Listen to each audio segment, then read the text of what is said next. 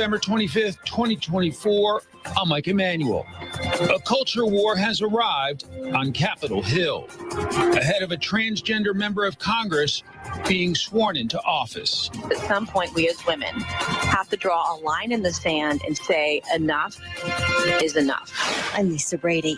They may be saints, but they were no angels. Now their stories are being told like never before. These are not divine beings.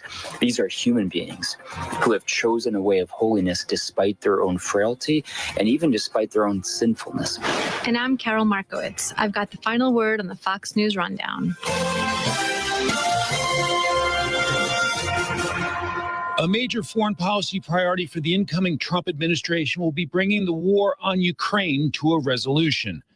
Ukraine was given the green light by the Biden administration to attack Russian soil with long-range missiles, sparking retaliation from Russia. President-elect Trump's pick for National Security Advisor Mike Waltz spoke about the work ahead. What we're need to be discussing is who's at that table, whether it's an agreement, an armistice, how to get both sides to the table, and then what's the framework of a deal. And that's what we'll be working with this administration till January and then beyond. A huge issue for President-elect Trump in the campaign was addressing the crisis at our southern border. Pennsylvania Democrat Senator John Fetterman says Democrats made a critical mistake. One area where we kind of lost ourselves was the border. And I've been on this network, months ago saying, hey, it can't be controversial for our party to be pro-immigration, but we need a secure border. And at the Capitol, House Republicans are considering a bill to restrict single-sex bathrooms and locker rooms to people of that biological sex. Ahead of the first transgender member of Congress, Representative-elect Sarah McBride taking office. House Democratic leader Hakeem Jeffries blasted the GOP. This is your priority? That you want to bully a member of Congress as opposed to welcoming her? House Speaker Mike Johnson reiterated his position on transgender people in women's facilities. For anybody who doesn't know my well-established record on this issue, let me be unequivocally clear. A man is a man, and a woman is a woman, and a man cannot become a woman. That said, I also believe, that's what Scripture teaches, what I just said, but I also believe that we treat everybody with dignity, and so we can do and believe all those things at the same time. The effort is receiving significant pushback from Democrats. The only people that oppose this, it seems like, are Democrats at Capitol Hill. South Carolina Republican Congresswoman Nancy Mace. But this is a bill to protect women and girls on federal property. So a biological man would not be able to enter into a private space for women. It could be a restroom, a dressing room, locker room, all single-sex facilities. I've been attacked by the far left. I've been attacked by my Democrat colleagues on the Hill, only because I don't want women to be forced to undress in front of men. And it's shocking to me that in 2024 that I have to go on the radio, go on podcasts, go on TV, and explain this very simple concept to keep women safe. House Speaker Mike Johnson has signaled support, saying last week that all single-sex bathrooms may only be used by that biological sex. What does his support mean to you? Well, it's tremendous, and that only extends to the House side of the Capitol. We needed to make sure, and that's why I filed a second bill. My first bill initially was only focused on Capitol property, the House specifically, House of Representatives. And then I filed a second bill last week that would extend to all federal property. When we are back in session in December, because one of the things I've heard from a lot of women, they have the same fears about their safety as I do, but they want this everywhere. And so I'll file a third bill in December. It's already been drafted for any facility, any property, anyone anywhere that gets any federal funding, it'll be banned there too. And so I'll file a third bill to protect women and girls across the country in December. Representative-elect Sarah McBride of Delaware is the first transgender member of Congress. Do you think it'll be awkward when you meet that representative? I don't feel any awkwardness because this is really about basic human rights. This is about basic civil rights. And the left is trying to erase women. Women are an endangered species, because Democrats on the left side of the aisle want to erase us. So I only feel more confident and have more courage and feel more emboldened to ensure that I protect women and girls. I've heard from women and men all across the country from all political stripes, all orientations that support what I am doing, because at some point we as women have to draw a line in the sand and say enough is enough. Now looking forward, Congress has a deadline of December 20th to fund the government and avoid a shutdown. Reports are saying that it could be a short-term bill that would only extend funding into early 2025. What are your expectations, and are we going to be looking at a potential shutdown before Christmas? Well, I hope there's not a standoff here, and I hope that Schumer does the right thing in the Senate. But what we have seen is that Democrats are trying to undermine Republicans. They are trying to increase escalation in the conflict in Ukraine. They're going to try to do everything they can to stop Donald Trump before he gets sworn into office and probably shortly thereafter. But the Speaker has said there will not be any omnibuses, no minibuses before the end of the year. And I hope that we're able to keep that promise, because the mandate about Trump's win was that the government has got to stop spending more than it has. This is out of control, and we've got to put a stop to it, and let's start in December. Now on to the new Congress. In 2025, Republicans will hold a majority in the Senate, a slim majority in the House, and of course will hold the White House. With that slim majority in the House over the next 2 years, how important will Speaker Johnson's leadership be, and what are your expectations? Well, it's very important. And the thing to realize is that this is a mandate on Trump's agenda. The majority of people that voted in this country voted for Donald Trump. He won all 7 swing states. This was a mandate on his agenda. And I hope that we won't have members of our party, like we've had in the past, who will stand in his way to deliver for the American people. So I will be supporting Trump's agenda. I will be putting American people first. And I hope all of us in Congress will do the same. To your point, President-elect Trump made big promises on the campaign trail, including mass deportations, tax cuts, and to cut government waste. Let's start with border security. Obviously, the administration has some tools it can use, but what does the Republican Congress need to do in order to get better security on our southern border? Well, certainly funding, building the wall, and finishing what has been started, utilizing whatever federal resources are necessary to ensure to stop the flow of illegal immigration. We need to defund the NGOs who are telling illegal aliens how to get into the United States and how to vote. We just need to cut off the spigot immediately, day one, when Trump gets into office. We need action, and we need it early. We have no time to waste. Now looking at tax reform, President-elect Trump promised no taxes on tips and no tax on overtime. Democrats sound like they are open to this idea. Do you think that this could be a good place to start in the new Congress that could have a lot of bipartisan backing? It could, and I hope we look at Social Security as well and not tax that for folks who are receiving what they've rightly earned in their lifetime. And so this is a place where I feel both sides can come together. But again, it's going to take courage for us to, on both sides of the aisle, to break bread and do what's right by the American people. And with the way that I just went to the grocery store in the middle of a move and wanted to put some food in my refrigerator and spent $300. And I'm like, where did it all go? I mean, it's crazy what it costs just to get basic, meat, vegetables, and fruit to sustain yourself in this country. President-elect Trump also promised to cut government waste. He's introduced the DOGE department headed by Elon Musk and Vivek Ramaswamy. And now Congress is starting the DOGE caucus. How will Congress work with the Trump administration to identify this waste and get rid of it? Well, they won't have the authority to do it themselves, unfortunately. We'll have to rely on Congress. But one of the ideas I'm most excited about is the Department of Government Efficiency, is the idea of DOGE, and having brilliant minds like Vivek and Elon Musk come into the room and say, this is how we're going to slash spending.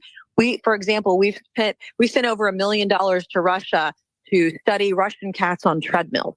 We have spent money in China in the wet market selling puppy parts. I mean, we have wasted government taxpayer dollars on insane programs, and it just has to stop. And I hope that everyone will go online on their social media and follow DOGE and follow the money, because they're being very good about showing everyone where the wasteful money is being spent. Now looking at the president-elect's cabinet, your colleague in the House, Matt Gaetz, just dropped out of the nomination for Attorney General. There's some notable others getting pushback from Democrats, such as RFK Jr. What have you thought so far about the cabinet picks? I think it's really important that we support Trump's nominees. This is, again, a mandate, and I think it's going to be good to have disruption within the federal government. You have people crying over some of the appointments, threatening to quit their federal jobs, and I don't think they can quit fast enough.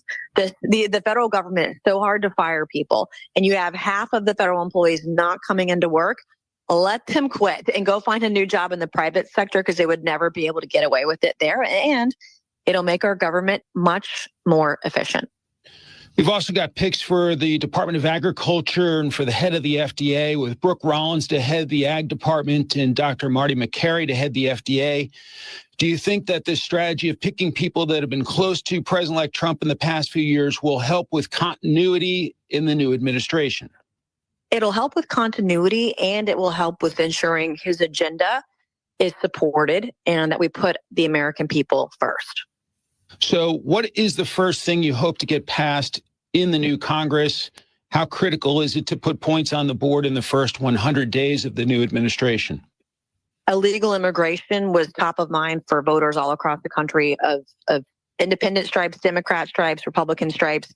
We should start there to stem the tide of illegals flowing into our country.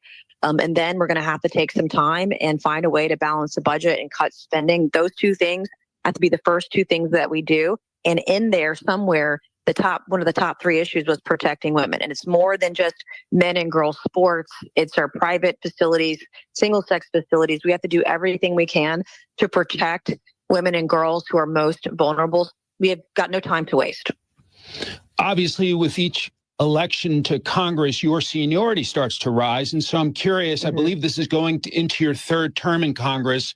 What do you expect your role to be in the new Congress?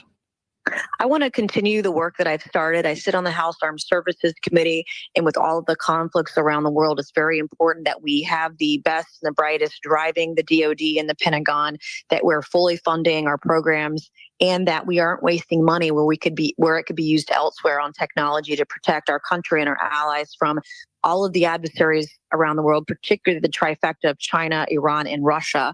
I sit on the House BA Committee. I'm very passionate about veterans issues. And then I sit on the Oversight Committee, where we investigate some of the corruption in federal government. And I hope to be able to continue that work as I've done the last two terms. Putting on your armed services hat, what do you expect the Trump effect to be on the war in Ukraine, war in the Middle East, and, of course, dealing with Iran? Well, Trump has stated he wants to de-escalate tension overseas and bring a peace deal to Ukraine and Russia, but he can't do that if Joe Biden and the Biden-Harris administration continues to escalate war in Ukraine. What they did last week, it was an immediate escalation. Russia launched hypersonic intermediate range ballistic missiles at Ukraine. It was an immediate escalation of war. We don't know what Iran is going to do, and it's very difficult with the increasing conflict overseas and what Biden has done to talk out of both sides of his mouth, supporting terrorism but supporting Israel. You can't have both. You can't do both at the same time. But I'm very worried about Yemen, Hamas, the Hezbollah, the Houthis, and relations overseas in the Middle East. If they continue to escalate, it'll be a problem. But Trump wants peace, and our adversaries are afraid of him. And there's peace through strength with Donald Trump in the White House. Congresswoman Nancy Mace of the great state of South Carolina, grateful for your time today. I wish you and your family a very happy Thanksgiving. Thanks so much. Thank you. You too. This is News Talk STL on 1019, 94.1 and newstalkstl.com. Paid for by Christian Care Ministry. So right now may be the perfect time for you to rethink how you pay for health care. And here's why. This time of year is decision time for a lot of people, but it's also when you can join MediShare and save even more than usual. For many families, joining MediShare means saving about $500 a month, which is a game changer for a lot of people, obviously. But what's more, MediShare members like it a lot. Their satisfaction rate is 98%. And MediShare is a proven thing, too, for over 30 years. It's a Christian community of hundreds of thousands of people now. And here's the thing. If you join before November 30th and you mention the promo code SHARE, they'll waive your application fee. So you save even more right off the bat. I'll give you the number here in a second, but just call and you'll get a price within 2 minutes. And again, the deadline is November 30th. So call now and you'll save even more. Here's the number: 844-53-BIBLE. That's 844-53-BIBLE. 844-53-BIBLE. Did you know that more strokes occur between November and February than any other 4-month period? The holidays can be a time of stress, disrupted routines, and overindulgence. But this holiday season, you can do something so easy to manage your heart health at home. Between doctor's visits, even while traveling, KardioMobile 6L is a small medical-grade personal EKG device that records right to your phone. My dad has one. He loves it. It records 6 lead EKGs. That's more than any smartwatch. And it's FDA cleared to detect AFib, a leading cause of stroke. Now, you're probably thinking, who can afford that? The answer is you can. This device records more heart data than any smartwatch, but at a fraction of the cost. And now, for a limited time, you can get the KardioMobile 6L for its lowest price ever, just $99. There's no better gift for yourself or your loved ones this holiday season. And just for $99, there's no better time. Go to Kardia.com, that's KARDIA.com, or Amazon, and order your KardioMobile 6L today. Sponsored by The Allman Report. Hey, Monday, all the nuttiness from around the weekend. Jim Hoff, the Gateway Pundit, joining me. It's the Allman Report on News Talk STL. Jamie Allman, weeknights at 8 on News Talk STL. Dr. Randy Tobler here, and I know that when you're looking for a dentist, you have to make sure you choose a dental practice that's compatible with you and the needs of your family. Well, I'd like to tell you about my dentist, Dr. Dan Cusimano, and his partner, Megan Dwyer, and their team at Advanced Dentistry at St. Charles. The great team at Advanced Dentistry of St. Charles can accommodate all of your cosmetic and restorative needs because their passion is general dentistry. Implants, crowns, bridges, even dentures. That what you need the most is what they'll provide in a personalized, focused way. And they can provide therapeutic and cosmetic options like Botox and dermal fillers. Get to know them and all they have to offer by calling 636-978-0226 or visit them on the web at advanceddentistrynow.com.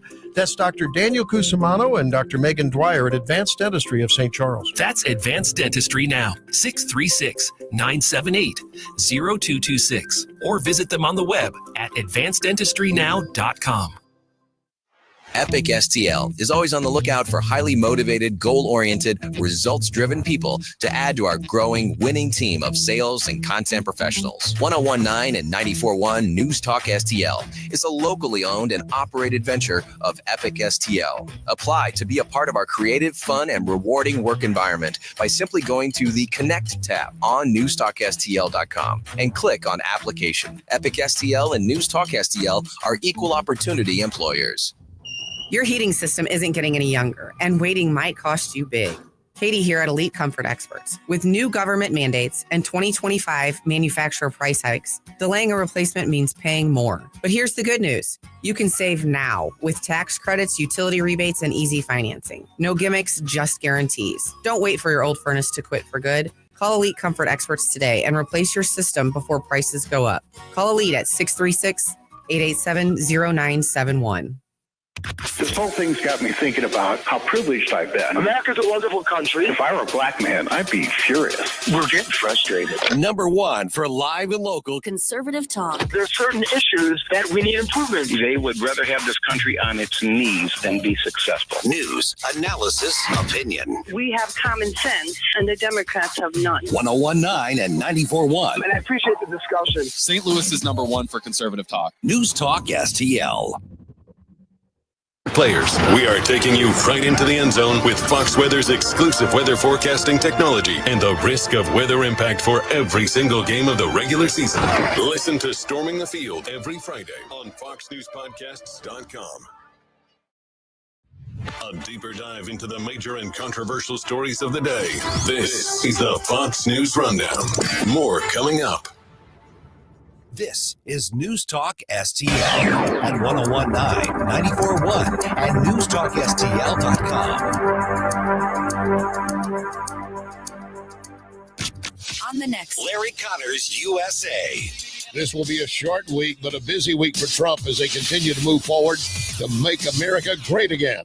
Larry Connors, USA. Now, weeknights 6 until 8 on News Talk STL. Tim Jones here for AMF Electric, in business since 1965, offering a full line of industrial, commercial, residential, Electrical and System Services. AMF is a merit shop. They work successfully for all owners who favor freedom of economic choice. Yes, even on other AFL trades jobs.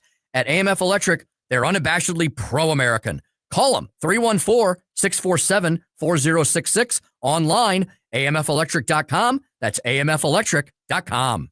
Hey, it's Vic. Are you worried about rising taxes? Well, you're not alone. With government spending outpacing revenue, many Americans fear a tax hike is on the horizon. But here's the good news. You have options.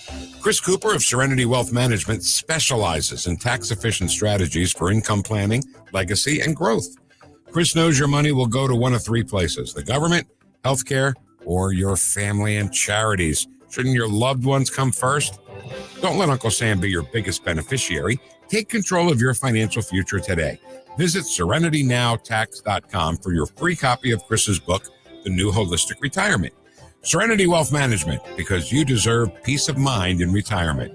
Request your free book today at serenitynowtax.com. That's serenitynowtax.com to get your free copy of The New Holistic Retirement. That's serenitynowtax.com. Serenity Now with Chris Cooper. Investment advice offered through Fortis Capital Advisors. Hi, I'm Jen Wallner. And I'm Rodney Wallner with the Wallner Home Selling Team at Berkshire Hathaway. Hey, Rodney, how do you sell your home for top dollar? That's easy. Call the Wallner Home Selling Team at 314-810-SOLD. What if I want a flexible commission rate? Call the Wallner Home Selling Team at 314-810-SOLD. When's the best time to sell your home? Right now. Call the Wallner Home Selling Team at 314-810-SOLD. For all your real estate needs, call the Wallner Home Selling Team at 314-810-SOLD. That's 314-810-SOLD.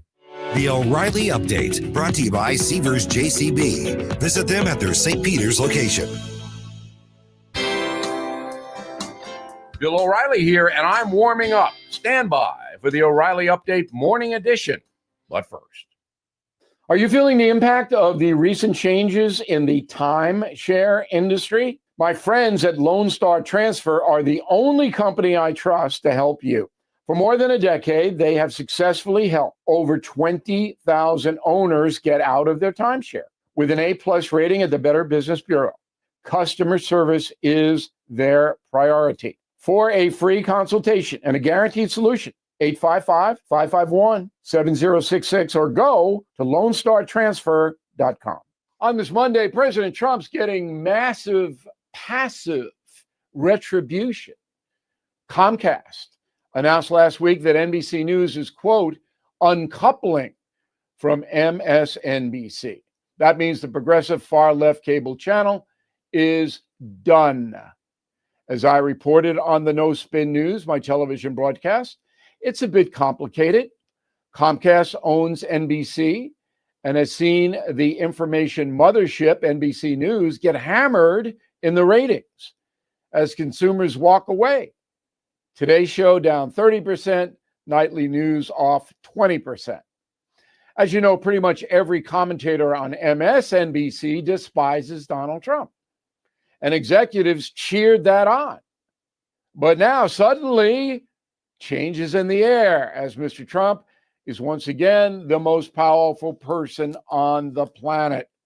First up, MSNBC's name will be changed. Maybe to the Open Border Channel, OBC, or maybe the Fidel cable channel, FCC. But wait, there's already an FCC, the Federal Communications Commission, and under Trump, it is not going to be friendly to Comcast, if you get my drift. Finally, there are plenty of haters on MSNBC, as everybody knows, and it's good to see these people getting what they deserve. It is over. Hope you saved your money. More retribution for Donald Trump. Back after this. If you own a vehicle with less than 200,000 miles, listen up. Car Shield is a low-cost monthly vehicle protection plan now available to you. This protection plan is at an all-time low price. Please call 800-925-7584 for a free quote. Drivers who activate today will also receive free roadside assistance and towing at no additional cost. That is 800-925-7584 right now. That is the Morning O'Reilly Update. More analysis later on. From the Michaels Flooring Outlet Weather Center. I'm First Alert meteorologist Kristen Cornett with your forecast. Mostly cloudy overnight. Will drop to 55 degrees. Cloudy skies on Monday with temperatures falling during the day, becoming breezy in the afternoon with northwest wind gusts to 25 miles per hour. Decreasing clouds Monday night will drop to 31. And then for Tuesday, partly cloudy and chilly with a high of 46. That's your First Alert forecast. I'm meteorologist Kristen Cornett. I heard the call to serve, so I answered. I earned a title and discovered my purpose. I found belonging, an unbreakable bond with my fellow Marines. We fought to overcome adversity together in defense of our nation and its people. I've lived a full life, rich with meaning. And even though I no longer wear the uniform, I am still a Marine. My service has come full circle. I will always look after those around me. I will always uplift and support my country and my community. Because that is the promise I made. That is what it means to be a Marine. Semper Fidelis. Always faithful, always Marine. Everyone loves a champion. Someone whose performance puts them head and shoulders above the rest. But not all champions wear a medal or hoist a trophy. At the U.S. Center for Safe Sport, we see champions everywhere we look. In every sport, on every court, we're building a foundation to ensure all athletes are safe, supported, and strengthened. We believe abuse can be prevented by taking a hard look at how we coach, how we train, and how we interact after the last whistle. We have provided over 2 million safe sport trainings. At the U.S. Center for Safe Sport, ending abuse is not just our job. It's our promise.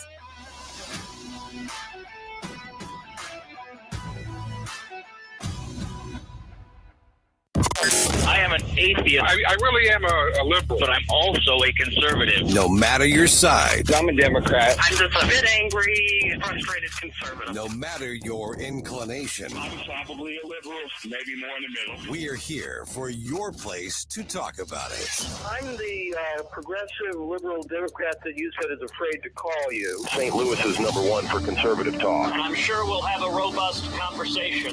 News Talk STL. Watch us on our live stream using Rumble, Facebook, and Twitter.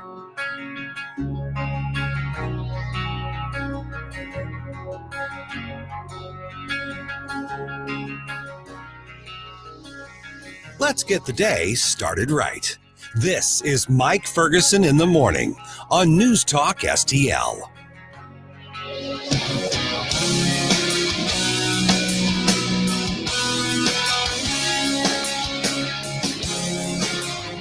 Hey, good morning. Hope you had a fantastic weekend, nice and restful. And listen, here we are going into the Thanksgiving week. It's okay to relax a little bit, but there's a lot of news that's not just happening over the weekend, going to be happening all week. Thank goodness. I'm going to turn things over to Susie Moore, and we've got her and the Red State team to keep you up to date on that. I'm Mike Ferguson, and on Friday, boy, we had a conversation that really surprised me. One of the area's biggest school districts, Francis Howell, well, they're dealing with the same thing that's being dealt with in Washington, D.C. and at the state capitol. A guy who insists on going into the women's bathrooms and locker rooms. School board member Jane Puszkar was on with us, like I said, on Friday, giving us the update and, unfortunately, the update on how some of the conservative board members didn't stand with her on this. Here's what she had to say. Congress obviously now dealing with the issue of men who want to be in women's spaces. Then we find out the Missouri legislature now has this situation to deal with. And this has been, before all of that, kind of an ongoing thing in a lot of different local school districts. And Francis Howell is no different. One of the biggest school districts here in the metro area has a situation where a boy or boys, who want to be inches away from girls in the private spaces. And of course, now we are finally getting to the point where we have good common sense people in the school boards trying to handle this. We're joined now by Jane Puszkar from the Francis Howell School Board. And I know this was on the radar for last night's meeting, Jane, and I'm going to apologize. I didn't find out what happened at the meeting last night, but let's start with the situation at hand. Our understanding is there's at least one boy who is insisting on being in all the girls' spaces, the locker rooms, the bathrooms and whatnot. And I'm not trying to call out the kid. He's obviously got a bunch of problems, but it does create problems for you and obviously for the girls in the school district. What's the situation that you're dealing with right now? Hi, Mike. Thanks for having me on. Good morning, Gabe. It's good to hear you guys. Basically, we have a 6 foot, 250 pound male who thinks he's a girl going into the girls' bathroom at Francis Howell High. We have one girl, maybe more, at Francis Howell Central going into the boys' bathroom, and I don't know what we have at Francis Howell North because I haven't been able to verify it. So I just found out about that this week.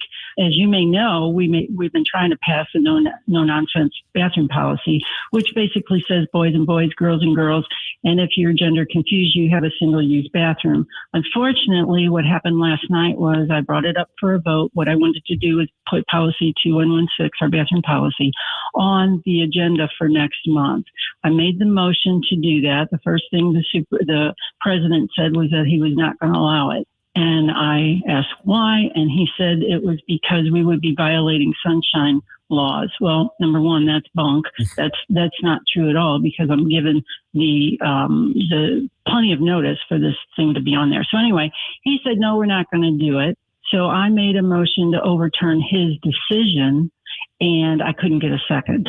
So I was the only one on the board that thinks it's wrong for boys to be in the girls' bathrooms and locker rooms. And you better believe I unloaded. I let them all know they were not doing what they were elected to do, which was to protect these children, and I mean all children in our school district. And they are just typical of the elected officials that are elected, that are all glorious and going to do what they say they're going to do. And then they turn out like this, where it's okay to have boys in the girls' bathroom. However, they got rid of the pornography in the district libraries, or were in the process of doing that.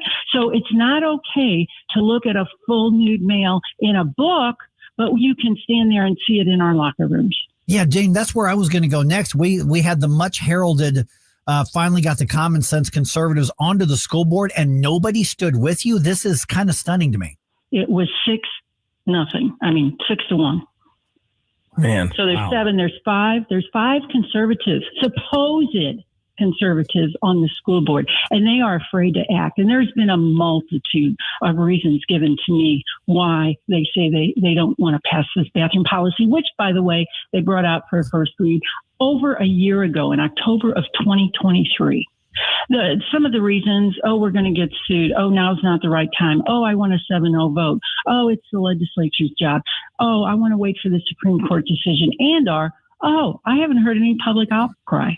Well, public, get out there and get involved and take back our bathrooms. I'm just very upset about this, as you can tell. Mm-hmm. Morning, Jane. Gabe here.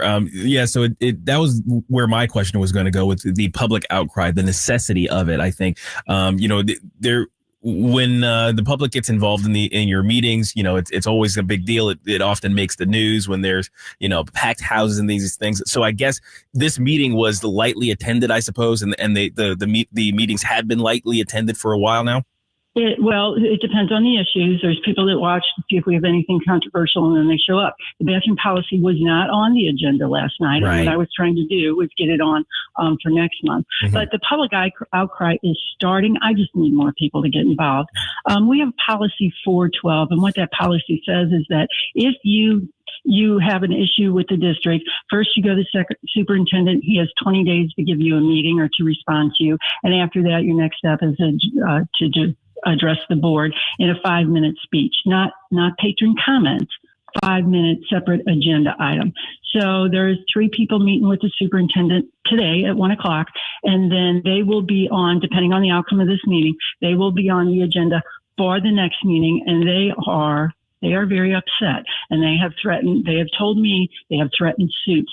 So if you want to get sued, I'll tell you what, if you're going to get sued, I'd much rather have the suit from a gender confused person than I would from the parents of a daughter or a son who get harmed in our bathrooms because we can't keep them from going in and out of cross-sex bathroom usage. We're visiting with Jane Puszkar, member of the Francis Howell School Board. Jane, what happens to people once they get in? Because you nailed it when you said they talk all the big game we're going to do, and there has been some good movement, getting the garbage, getting the grooming stuff, getting the porn stuff out of the libraries. Obviously, that's a good step, and that's being done. But on something this basic, to say, well, I want the right political conditions, the right time to do the right thing is right now, regardless of what. But what happened to all this bravado talk? I mean, how did the system get to him? Who's scared? I mean, what the hell is going on that somebody gets elected literally on this platform? Because Francis Howell Families and some of the others, that's what they were running these candidates on. And I'm really curious to see what Francis Howell Families has to say about this. They've got to be upset by it. But what happens between saying, I swear and I do, and you join the school board, take your oath of office, and then step back on something this crucial? This is exactly what we were talking about during the campaigns.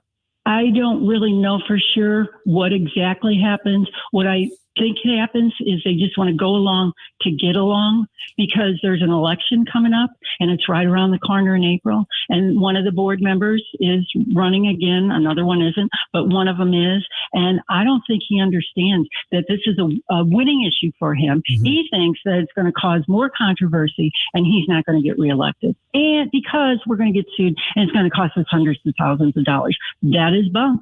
That is just total bunk. So what happens is they change their values. They lose sight of who they're serving, and we're serving these kids, not yourself.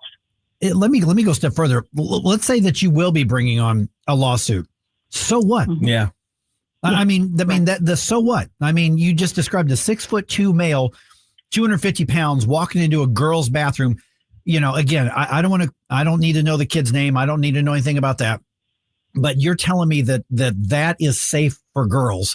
And this is exactly why we ran reform-minded candidates. So every other candidate or every other member of that board, some of them are going to go back to conservatives saying, keep me in the fight. Mm-hmm. They need to be asked, why did you step back from maybe the most important one? I mean, that's the question we should be asking to this. And you can go to the Francis Howell School Board and find the list of the of the board members. And Jane, it was interesting because I told Stella and Gabe, I said, I don't know what happened at the meeting last night. So I'm going into this discussion unusually blind. And I'm stunned. I mean, I am stunned, especially after so many conservatives work so hard to get you and others on that school board to have all but you step back on this key issue. I mean, to say, let's put it on the agenda, that you weren't even asking them to pass the policy. You're saying, let's put it on the agenda for discussion, if I heard you right.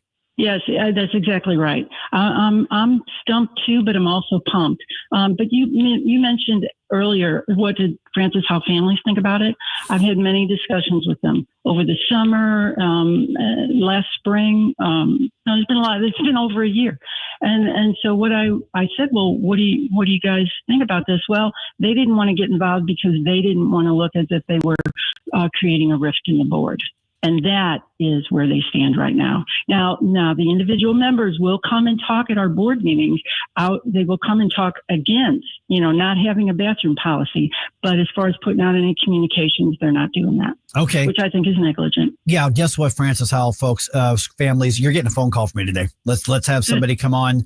I'm on vacation next week, but when I get back, I'm telling you right now, I'm putting out the offer to have them on so we can talk about this. They're effective. They know what they're doing. We need them to stay in the fight here. Jane, we're getting people to say, hey, wait a minute. How do we get in touch with you? People want to be supportive. They want to say, hey, I live in the district. I want to get involved. What's the way to do that? Is it through the school district website? What's the way to be in touch with you, Jane? That's probably the easiest. Francis Howell School District Board of Education. All of our phone numbers and emails are on there, or you can call the superintendent's office, 636-851-4000. But it's all on the website. Please, please, please email and tell the other board members, and You can email me too. I'd love to hear it. You can tell the other board members how badly, what a big mistake they're making, and somebody's going to get hurt if they do not pass this bathroom policy. Yeah, this isn't just about policy and ideology. This is morality and basic safety. Absolutely. Exactly. And they're not doing the job they were elected to do. Jane, thank you so much for the update. I really appreciate you being just really bold on this. I mean, I really appreciate that. Thanks, Jane. Yeah, I felt a little lonely last night, but I'll get over it. We're with you. You're not lonely here. That's for sure. No.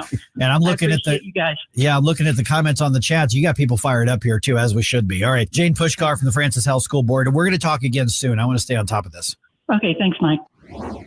All right, I am heading out of here, getting my vacation started, but I'm turning things over to the one and only Susie Moore from redstate.com. She's got you the rest of the morning here on 101.9 and 94.1 News Talk STL.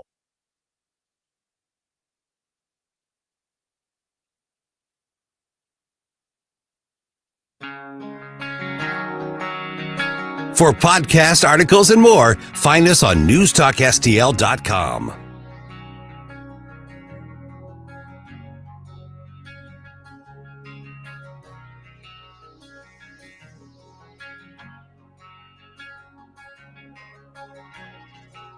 Get up, St. Louis. It's Mike Ferguson in the morning.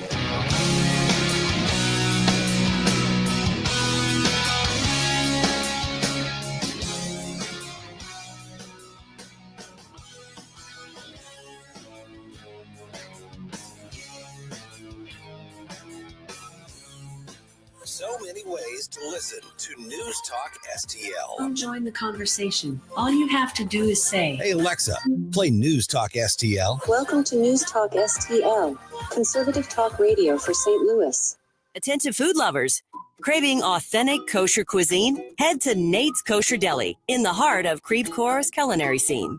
Formerly Cones, Nate's is now under new ownership, offering an even greater selection of kosher items, from mouth-watering sandwiches to gourmet meats and fresh baked goods. There's something for everyone. Call 314-333-6283 or visit nateskosherdeli.com. Experience the difference at Nate's Kosher Deli today. And don't forget to mention News Talk STL sent you.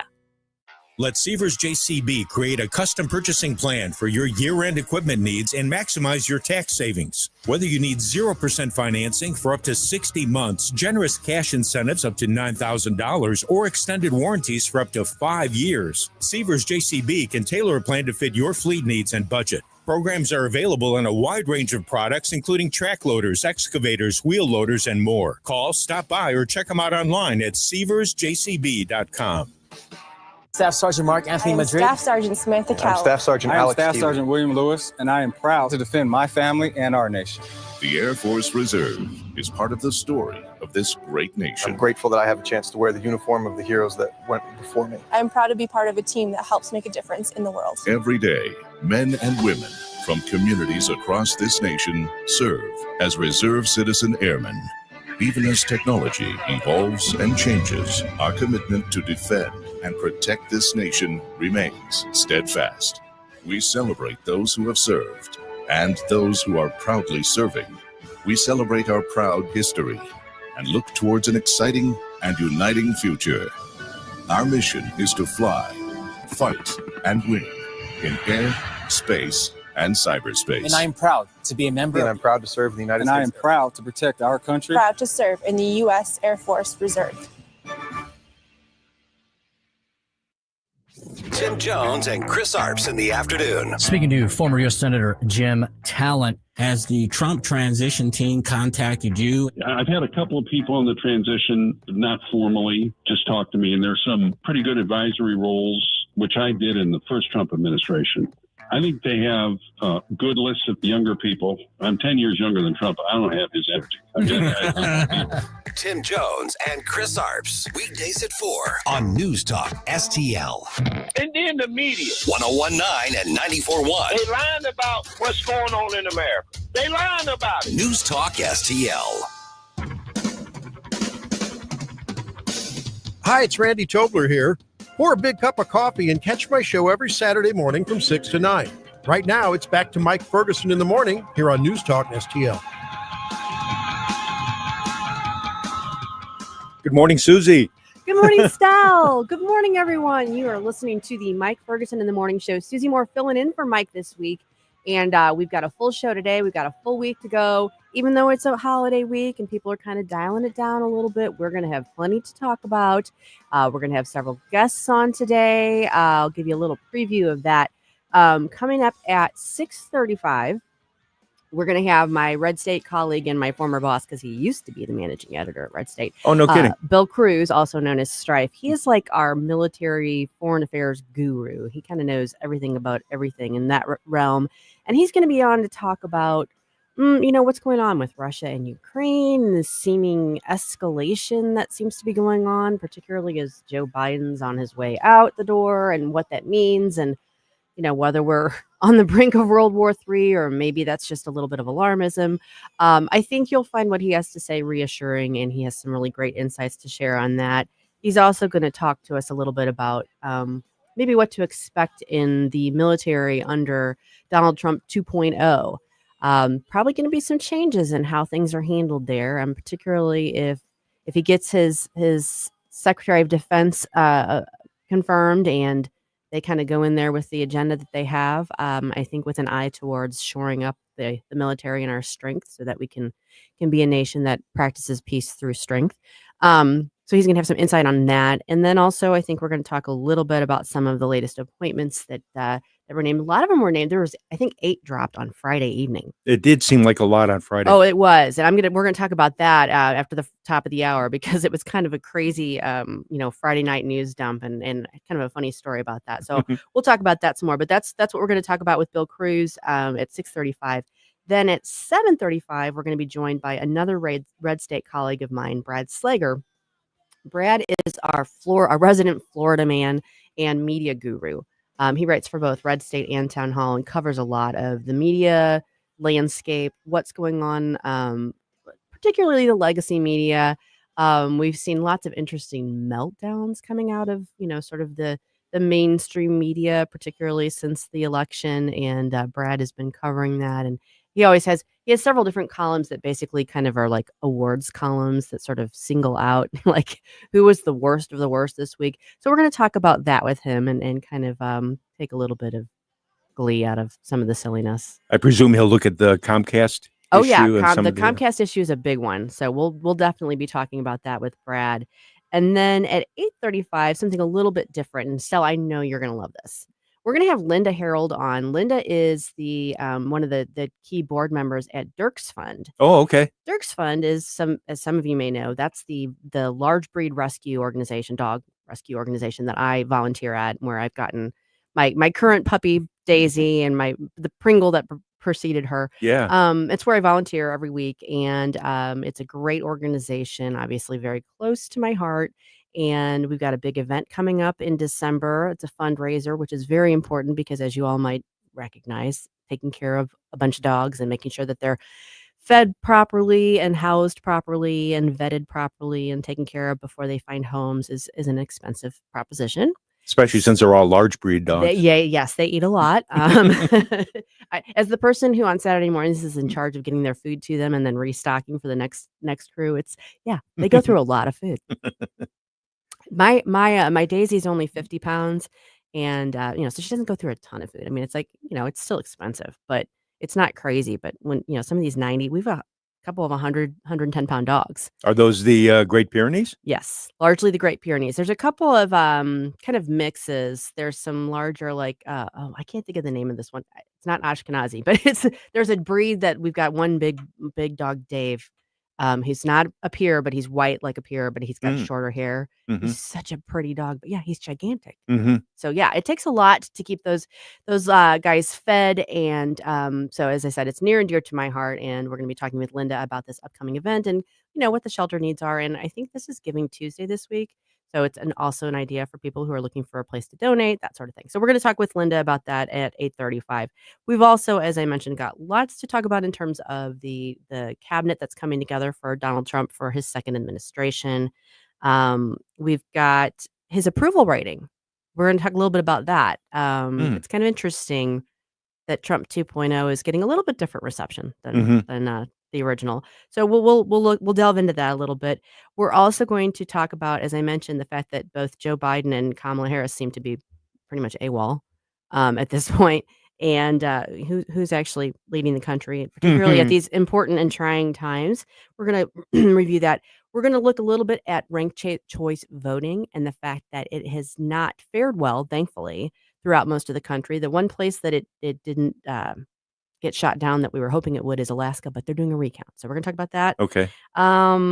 Some legal notes for The View. They're having some issues. Oh, yeah. They keep stumbling on themselves. Did they do 3 legal announcements on the air? 4? Technically 7. Oh, my.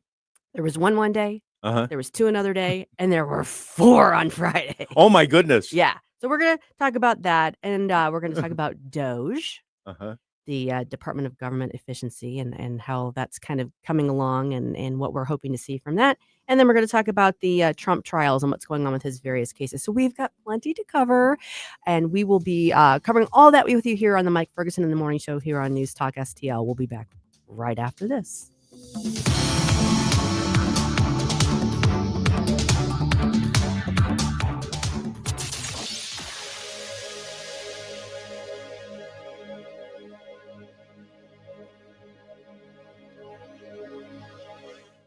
So many ways to listen to News Talk STL. Come join the conversation. Enable our Alexa skill. Hey, Alexa, play News Talk STL. Welcome to News Talk STL, conservative talk radio for St. Louis. Always streaming at newstalkstl.com or on your radio at 1019, 94.1, and 99.1 HD3. News Talk STL. News, analysis, and opinion. Welcome home. Winter's coming, and your family's comfort can't wait. Johnson Heating and Cooling, where family protects family. Owners Tracy and Sean Johnson don't just install equipment, they safeguard your home. From new construction to existing homes, we're your trusted experts in furnaces, air conditioners, and heat pumps. Don't risk dangerous gas leaks or unexpected breakdowns. Get your heating system professionally checked now. Call 636-332-4141 or visit johnson-heatingandcooling.com.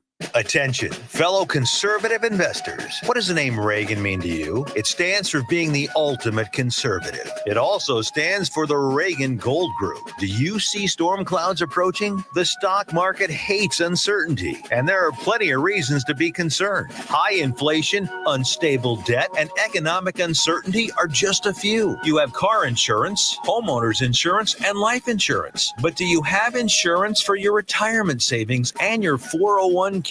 We urge all fellow conservative investors to learn about the one asset that could help ensure your nest egg doesn't crack under economic pressure. GOLD, gold. Call the one name any conservative investor needs to know about. Reagan Gold Group. 800-251-7963. 800-251-7963. 800-251-7963. That's 800-251-7963.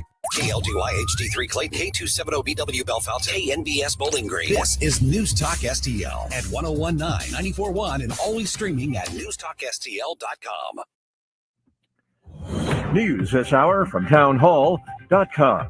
I'm Rich Thomason. As tens of millions of Americans take to the air, hit the roads, or ride the rails to their Thanksgiving destinations this week, from west to east, the weather could pose a challenge, to say the least. In California, where a person was found dead in a vehicle submerged in floodwaters over the weekend, authorities braced for more precipitation while grappling with flooding and small landslides from a previous storm. National Weather Service meteorologist Rich Otto. Locations across the western U.S. are going to be unsettled with rain and higher elevation snow through Wednesday. He says the East Coast could see snow and rain for Thanksgiving and Black Friday. I'm Julie Walker. Complaining of low pay, airport workers at North Carolina's Charlotte Douglas International Airport are making good on their threat to strike. One of the companies involved, ABM, issued a statement last week saying that they would take steps to minimize disruptions from any demonstrations, acknowledging that they were aware of the planned demonstration over the busy holiday travel season. Correspondent Leah Skeen says the strikers work for companies hired by American Airlines to clean airplane interiors, remove trash, and provide wheelchair escorts. Attention now turning to the upcoming Senate confirmation hearings now that President-elect Trump has rounded out his cabinet picks. They're accused of murdering an Israeli rabbi. 3 Uzbek nationals under arrest in the United Arab Emirates. The 28-year-old ultra-Orthodox rabbi ran a grocery store in the city of Dubai. Reports of a draft ceasefire agreement between Israel and Hezbollah in Lebanon. Russian media report the arrest of a 22-year-old British national, former member of the British military, who was said to be fighting the Russians in Ukraine. On Wall Street, the Dow futures 312 points higher. More on these stories at townhall.com.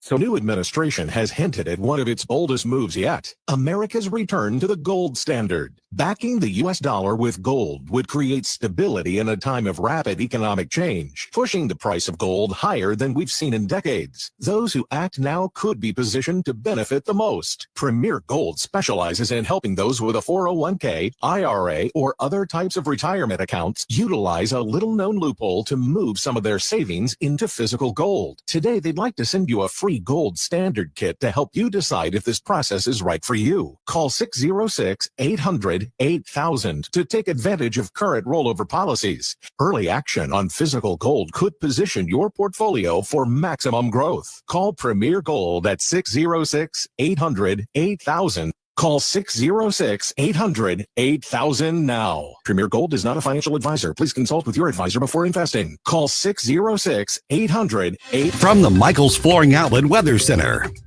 I'm First Alert meteorologist Kristen Cornett with your forecast. Mostly cloudy overnight. Will drop to 55 degrees.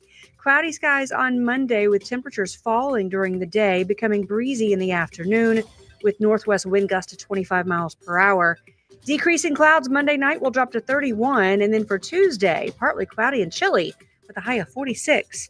That's your First Alert forecast. I'm meteorologist Kristen Cornett. This hour of News Talk STL brought to you by Piccadilly Palace, located in Union, Missouri. The ultimate family fun center is Piccadilly Palace. Call 314-860-6418 or visit piccadillypalace.com.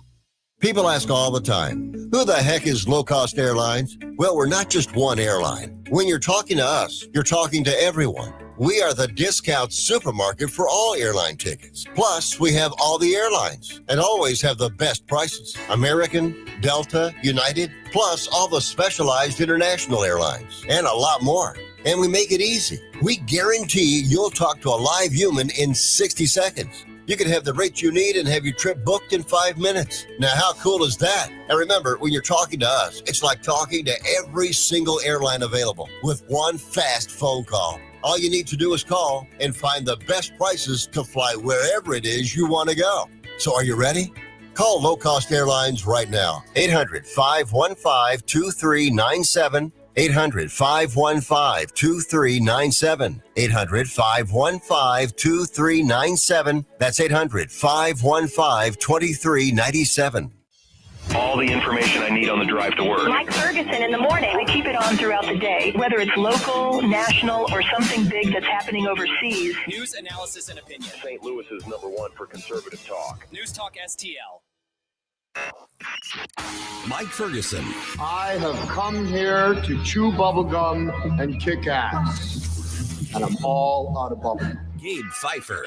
We have a hope. Get up, in case you hear the alarm. Get up. What do you call a genius in President Biden's Homeland Security Department?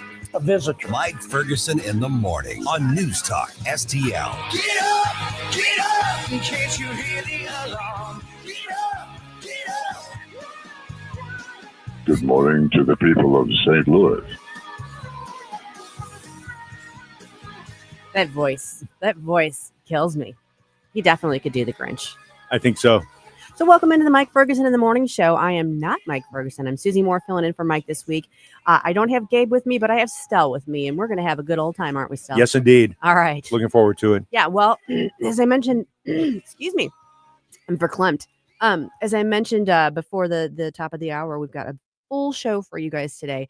One of the things I wanted to talk about is, I guess by Thursday or Friday, Donald Trump has now officially filled out his cabinet. Now there's still some other staffing positions that he's going to name, like FBI director, that sort of thing, because I don't think he's going to keep Chris Wray on.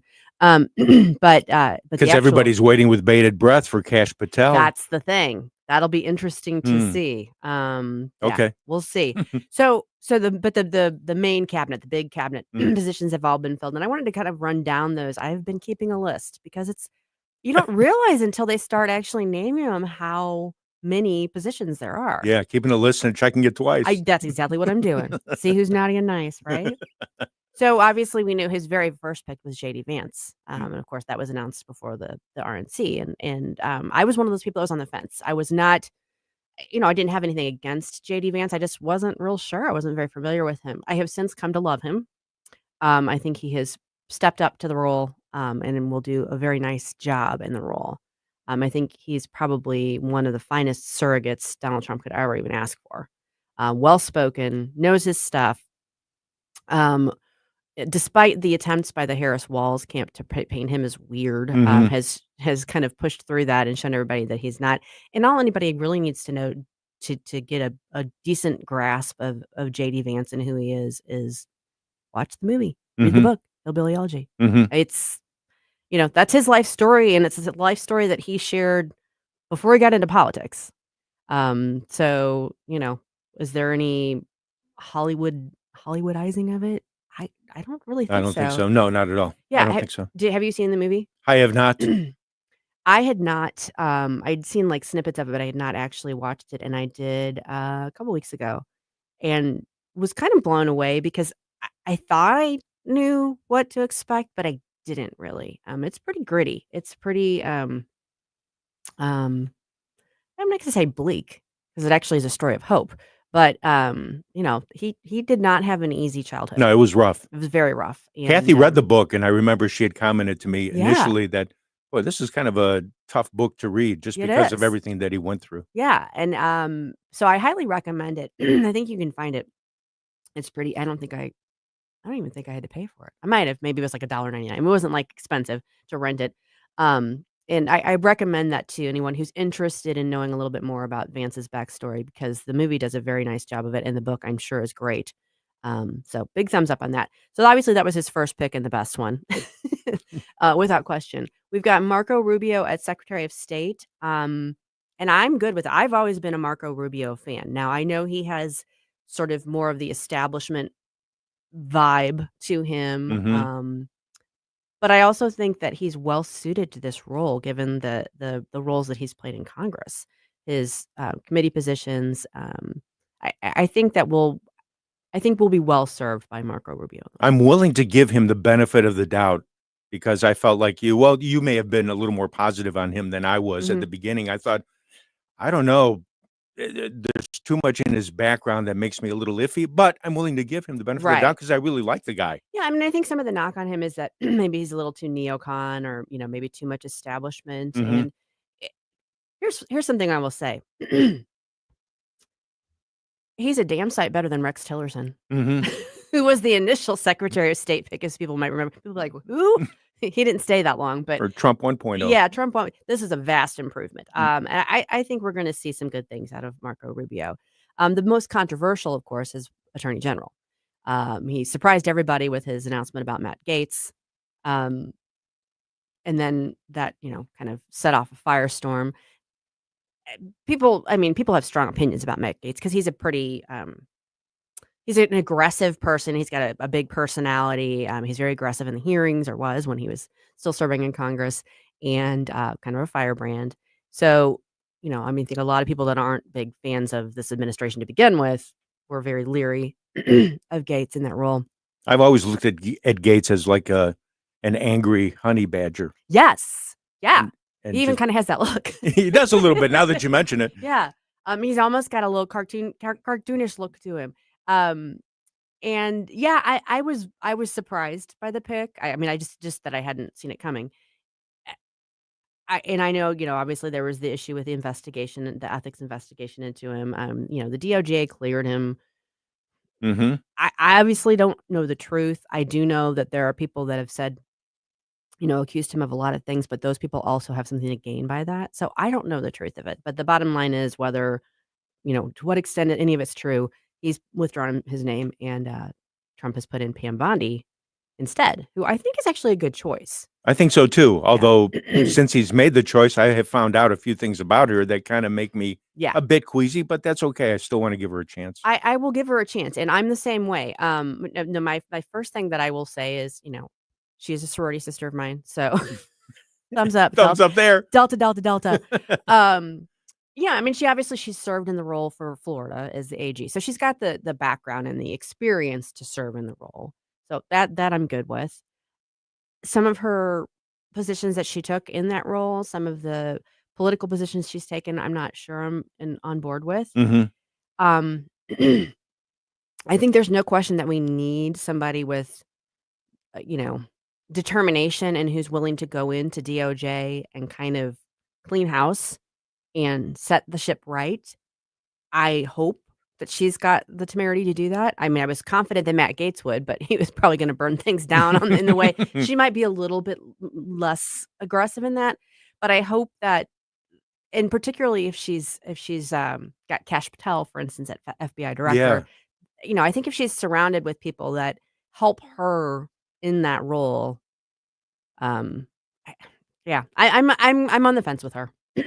And I think that's the case with some of the other appointments that you're going to get to. Yeah. If there are folks surrounding those individuals, I'm even more on board. Well, and I realize that the DOJ has to operate in some respects independent of the president. In other words, they're not his personal attorneys, and it's not supposed to be just about him getting revenge, which is what he's accused of being interested in doing.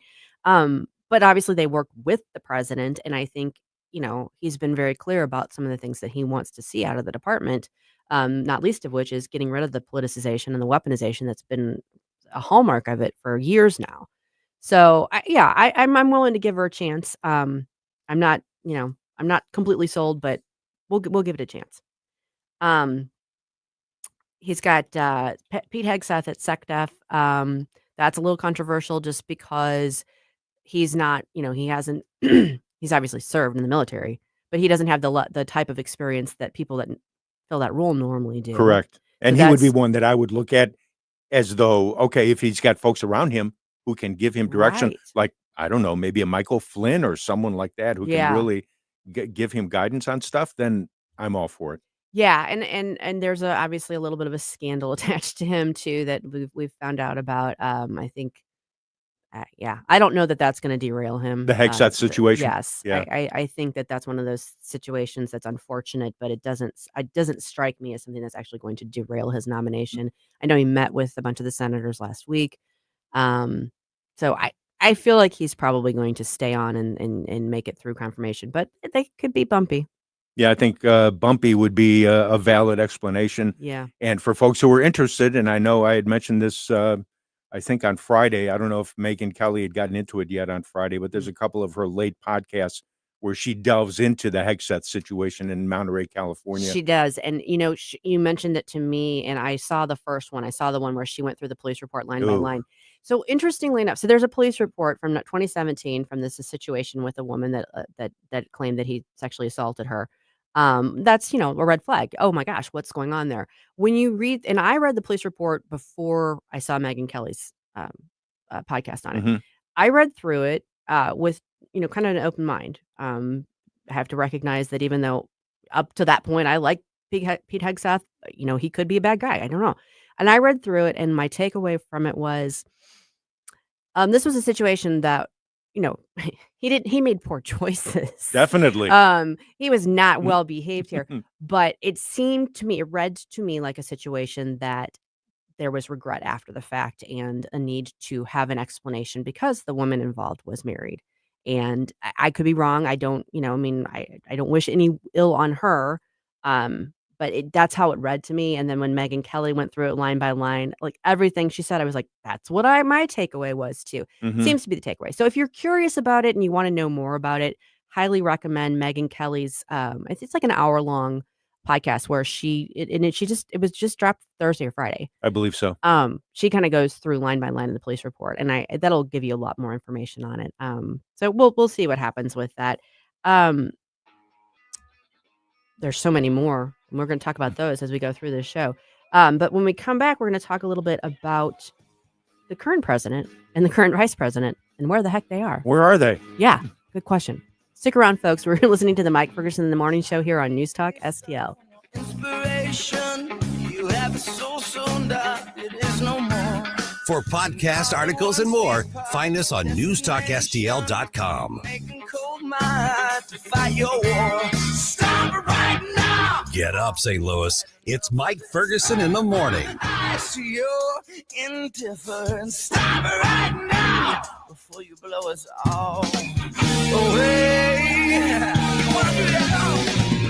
Get up, can't you hear the alarm? Get up, this is your cousin. Get up, what are you waiting for? Get up, get up. I want you to know that McGuire Moving and Storage is silver certified, which means McGuire has a quality reputation helping older adults move local or long distance. And something else to know, Josh McGuire, president of McGuire Moving and Storage, is the only certified moving consultant in Missouri. I'll tell you, once you met Josh, you're going to know your move will be easy. And I fully endorse McGuire Moving and Storage. McGuireMoving.com. In the fast-paced world of digital marketing, making connections is a challenge for any business. But what if we told you there's a place where connections aren't just made, they're grown? Meet 2060 Digital, your premier Google partner and top-tier digital agency. We don't just follow trends, we set them. At 2060 Digital, we're not just another agency, we're your strategic partner. We dive deep into your challenges and develop solutions that drive measurable outcomes. Ready to elevate your digital presence with campaigns that connect? Google 2060 Digital today. What's the best way to get rid of a timeshare that you don't want? Call the Timeshare Exit Hotline. We're a group of attorneys that help customers legally exit their timeshares. It's an easy process. We guarantee results or you pay nothing. Exit your timeshare today. Call now. 800-524-1641. 800-524-1641. That's 800-524-1641. With the average funeral bill over $9,000, are your loved ones prepared? Speak with Benjamin Schaefer at Senior Memorial. Contact Benjamin at memorialplans.com. Memorialplans.com. Senior Memorial. Everlasting protection.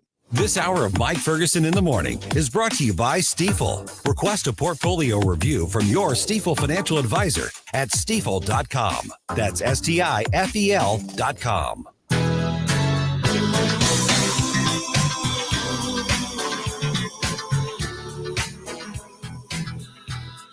Dan Bongino here. Keep it on News Talk STL because my show starts at 11 a.m. Right now, it's back to Mike Ferguson in the morning.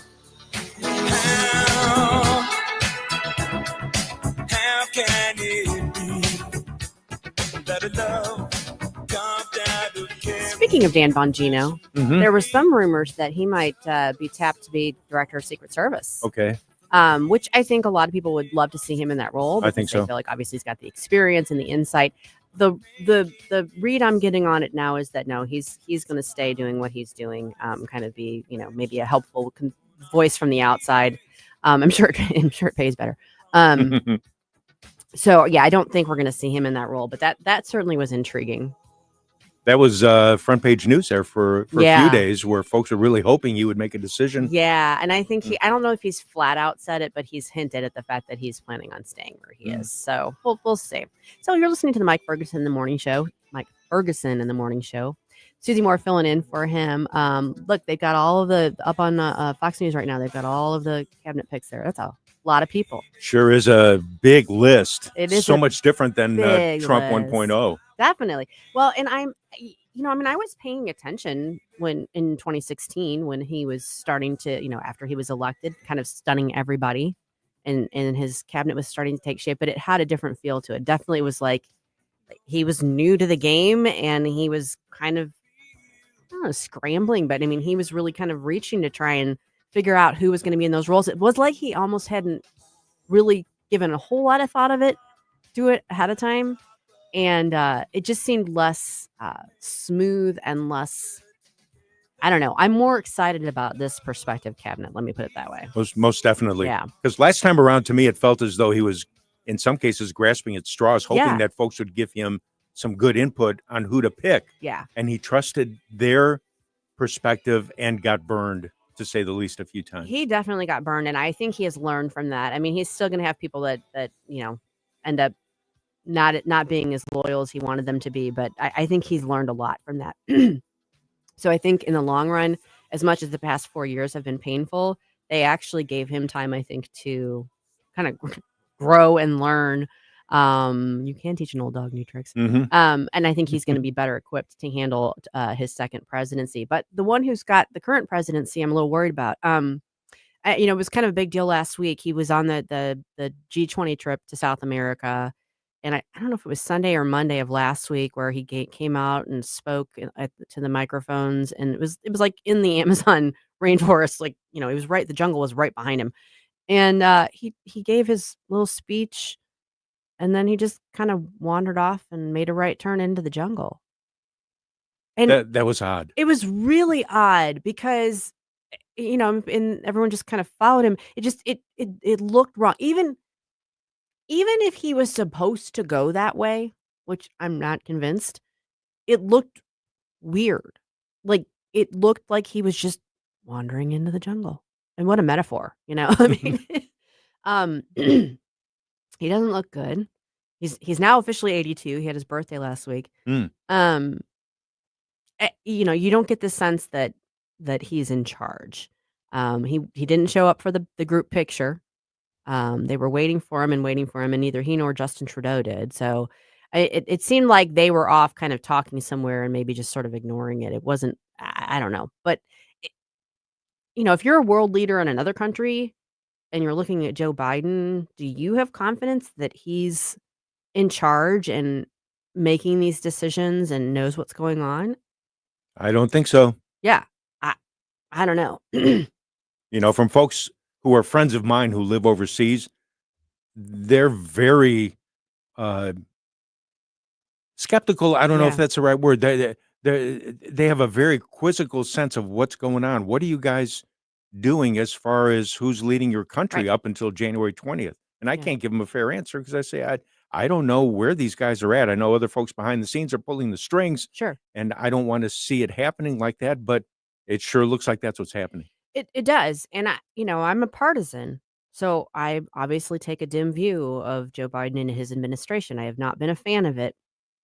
But even setting that aside, I know people who are Democrats. I know people who voted for Kamala Harris and would have voted for Joe Biden if he'd been the option because they weren't going to vote for Donald Trump, but who have openly expressed concern about this. So, I mean, it's not just people it's not just people on the right criticizing him. It's everyone looking at it objectively and going, where even is this guy? Mm-hmm. And the fact of the matter is, we've got, what's today, the 25th. So we've got 56 more days until there's a new administration. And Kamala is taking a vacation in Hawaii. Now, vice presidents should get to take vacations. I think the timing of this is questionable. I know she just had a tough several months running the campaign. I'm sure she's exhausted from that. But she's only got less than 2 months left in the role, and then she's going to be free. She never stepped into the role before the campaign. But, I mean, she's clearly not interested in doing anything from a leadership perspective at this Doesn't point. look that way at all. Yeah. I mean, if anybody had any questions whether she was kind of, helping run the ship or, steer the ship, no. It's clear that she's not. So that leaves us with what? Jake Sullivan? Blinken. Antony Blinken, I think. And, he's Secretary of State, so obviously he has a powerful role. But it seems to me that of all the people, he's probably the one most in charge. As far as, the known officials, then you've got the people that, behind the scenes, the Susan Rices, the Valerie Jarretts, the Barack Obamas. Yep, David Axelrod. Right. But, yeah, I mean, it seems to me that Blinken is the de facto president. Which Seems like it. He's third in line. Or is it Speaker of the House? I guess Speaker of the House is third in line, and then he's the next behind that. But even so, I mean, I'm sorry, I didn't elect Anthony Blinken, and I realized that, well, I didn't elect Joe Biden either, but the country didn't elect Anthony Blinken. I realized that he was the pick. I realized that he serves an important role, but we've got, the Middle East is still on fire. There is some glimmer that perhaps there will be a deal worked out with Hezbollah and Lebanon. I still don't think Hamas is coming to the table. I don't know how that's going to be worked out. You got the ICC wanting to arrest Bibi Netanyahu if he sets foot out of Israel. So that's kind of a powder keg. And then you've got Russia and Ukraine, which, I don't care where you are on. I mean, I think most people recognize that this was a war of aggression from Russia, that Russia is in the wrong here, that they should not have invaded Ukraine, and that Ukraine is entitled to its sovereignty. Most people, I think, would like to see Ukraine successful and successfully hold on to their sovereignty. But we're almost 3 years into this. We're almost 3 years into a war that we were told at the beginning was only going to last 3 weeks. Well, right. Milley and I'm sorry, I forgot the other. Oh, Lloyd Austin. Yeah. Lloyd Austin and Milley both said, "Oh, don't worry, this shouldn't last more than 3 or 4 weeks." Right. And here we are 3 years later. And Yeah. it's still going. So, little side point there. So those are the guys in charge right now of the military, and people are questioning, who's coming in and whether they're going to be qualified. Well, the guys who are in charge right now don't seem to have been qualified because they seem to have gotten this all wrong. I agree. Unless the goal was to have this protracted situation. I hate to think that that's the case, but you have to wonder. We're spending lots of money supporting the effort and don't seem to be getting a whole lot out of that. And just last week, we authorized these ATACMS missiles to be used, which is viewed as an escalation, at least viewed from Putin's perspective as an escalation. If we were going to do this, if we thought this was necessary, why wasn't this done months or a year ago?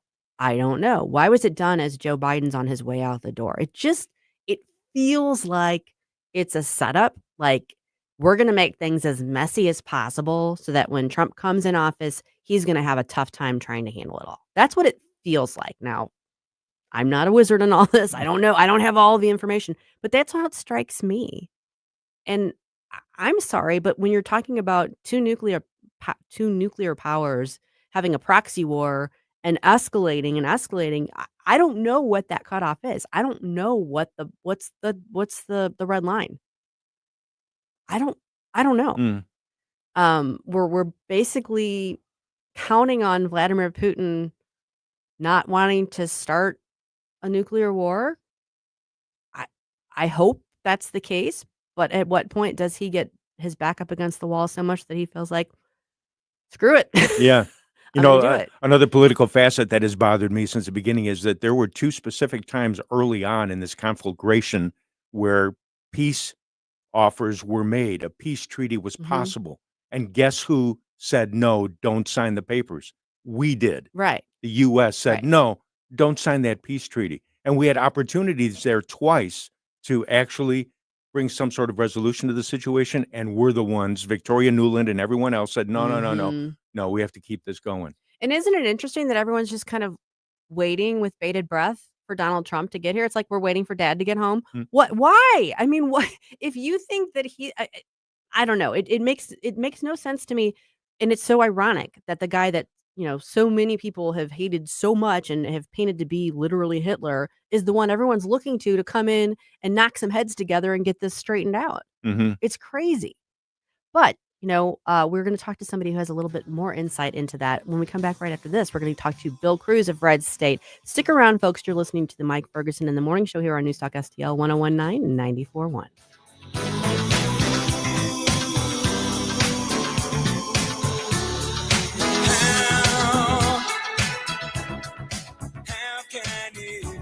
We give you news, analysis, opinion, and more. Only on News Talk STL. Get up, St. Louis. It's Mike Ferguson in the morning. But making mistakes is a part of Life's imperfections, grown up the years. Is it so wrong to be human after all?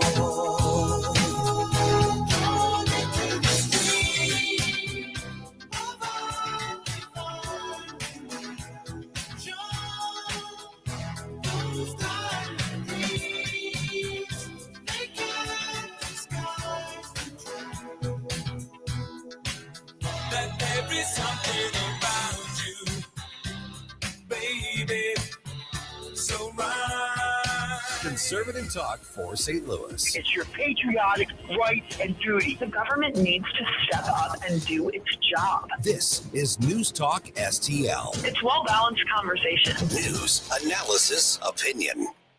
From the Michaels Flooring Outlet Weather Center. Topsy-turvy temperatures today with mild weather this morning and then colder air arriving midday, all because of a cold front moving through. Could even see a stray sprinkle or a light shower this morning, but not much. Otherwise, lots of clouds. Temperatures tumble through the 50s into the 40s by mid to late afternoon.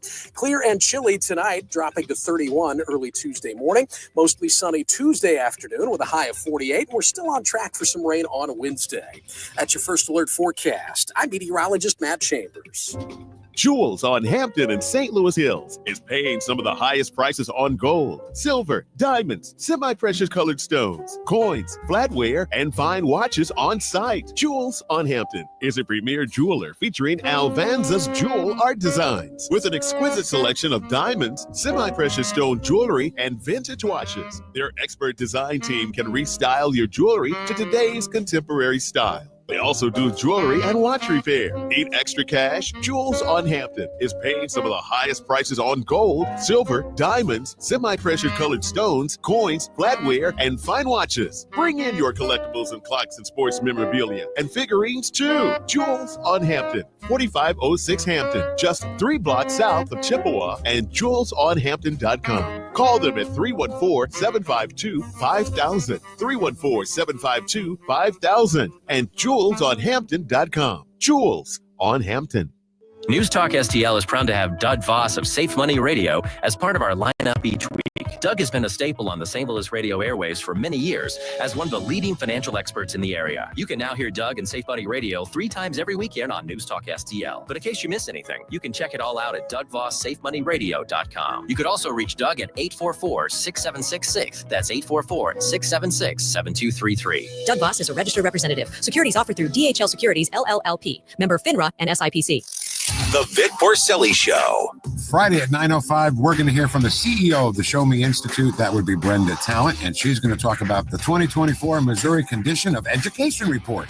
Weekday mornings at 9 on News Talk STL. If you have a phone, you have a radio. Yes, I listen on my phone. Download the News Talk STL app. News Talk STL. Streaming live on the mobile app. It is awesome. And listen anytime. Love the News Talk STL app. Anywhere. Hey there, Tim Jones here. Make sure you join me and my buddy Chris Arps this afternoon from 4 until 6 p.m. right here on 101.9, 94.1 News Talk STL. Right now, let's get back to more of Mike Ferguson in the morning. I don't know about you, Susie, but every time I hear this, I think of driving up 55, I guess, to Chicago at about 2 a.m. Yeah. And cranking this up. Yeah. No, it's definitely, it's a late night road trip type movie. Yeah. Got that, you're trying to stay awake and you're like bebopping to it. Good stuff. Good stuff. Welcome back, folks. You're listening to the Mike Ferguson in the Morning Show. That's Stel Ponticus rolling all the great tunes out for us. Susie Moore filling in for Mike this week. And I am really pleased now to be joined by my Red State colleague and former boss, sort of, Bill Cruz. Hi, Bill. How are you? Hey, good morning. My driving music is ZZ Top's LaGrange. Yeah, that's a good one too. Yep. That's a good one too. Yeah, there are those kind of iconic tunes that really kind of put you in that driving mood.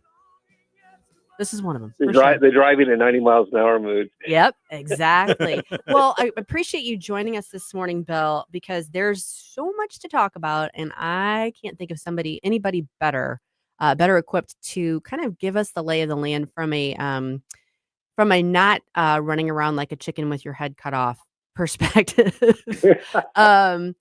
particularly when it comes to like Ukraine and Russia.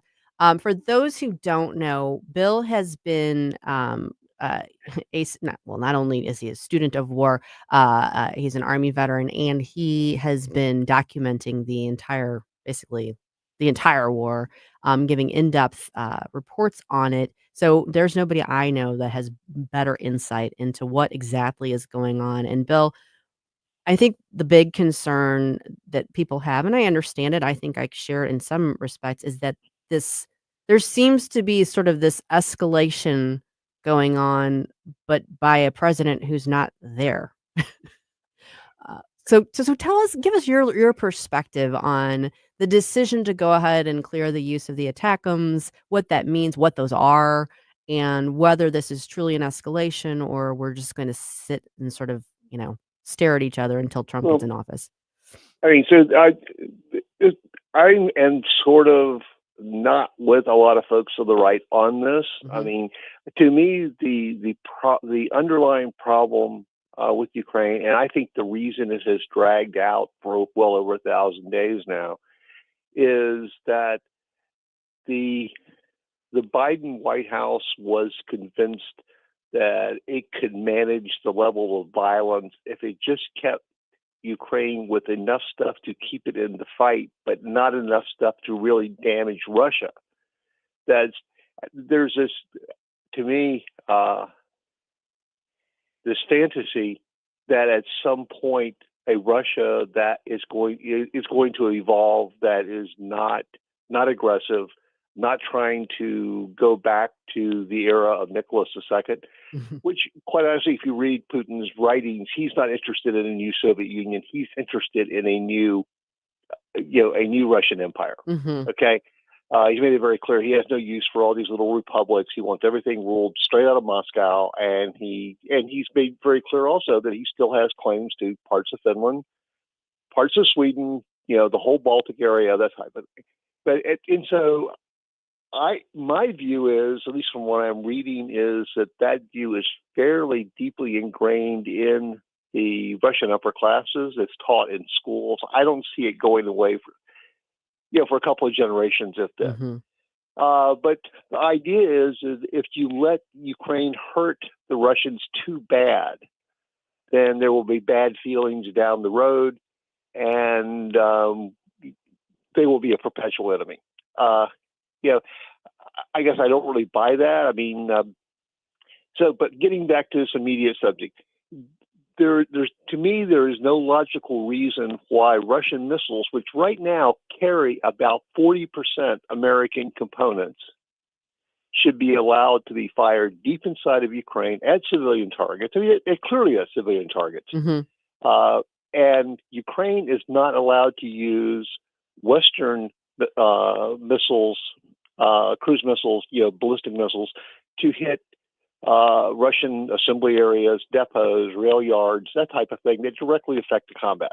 Mm-hmm. So I think that if you look over the history of this, Putin has threatened escalation every time since the first Javelin missile was fired in February 2022. Right. And I think this is basically how he operates, because he knows who he's dealing with, mm-hmm. and he knows the people he's dealing with are afraid of escalation.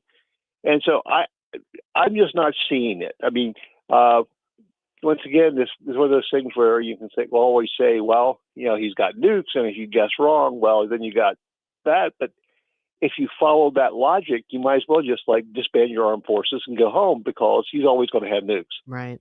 And if you're governed by that, instead of taking your own steps to ensure that there are certain fences up there that he knows exists, you are perpetually stuck in the point of, whatever he does, the answer is he's got nukes. We can't confront him. He gets to do what he wants to do. Right. But hell, we've got nukes too. Yeah. I mean, it's an ugly place to be in.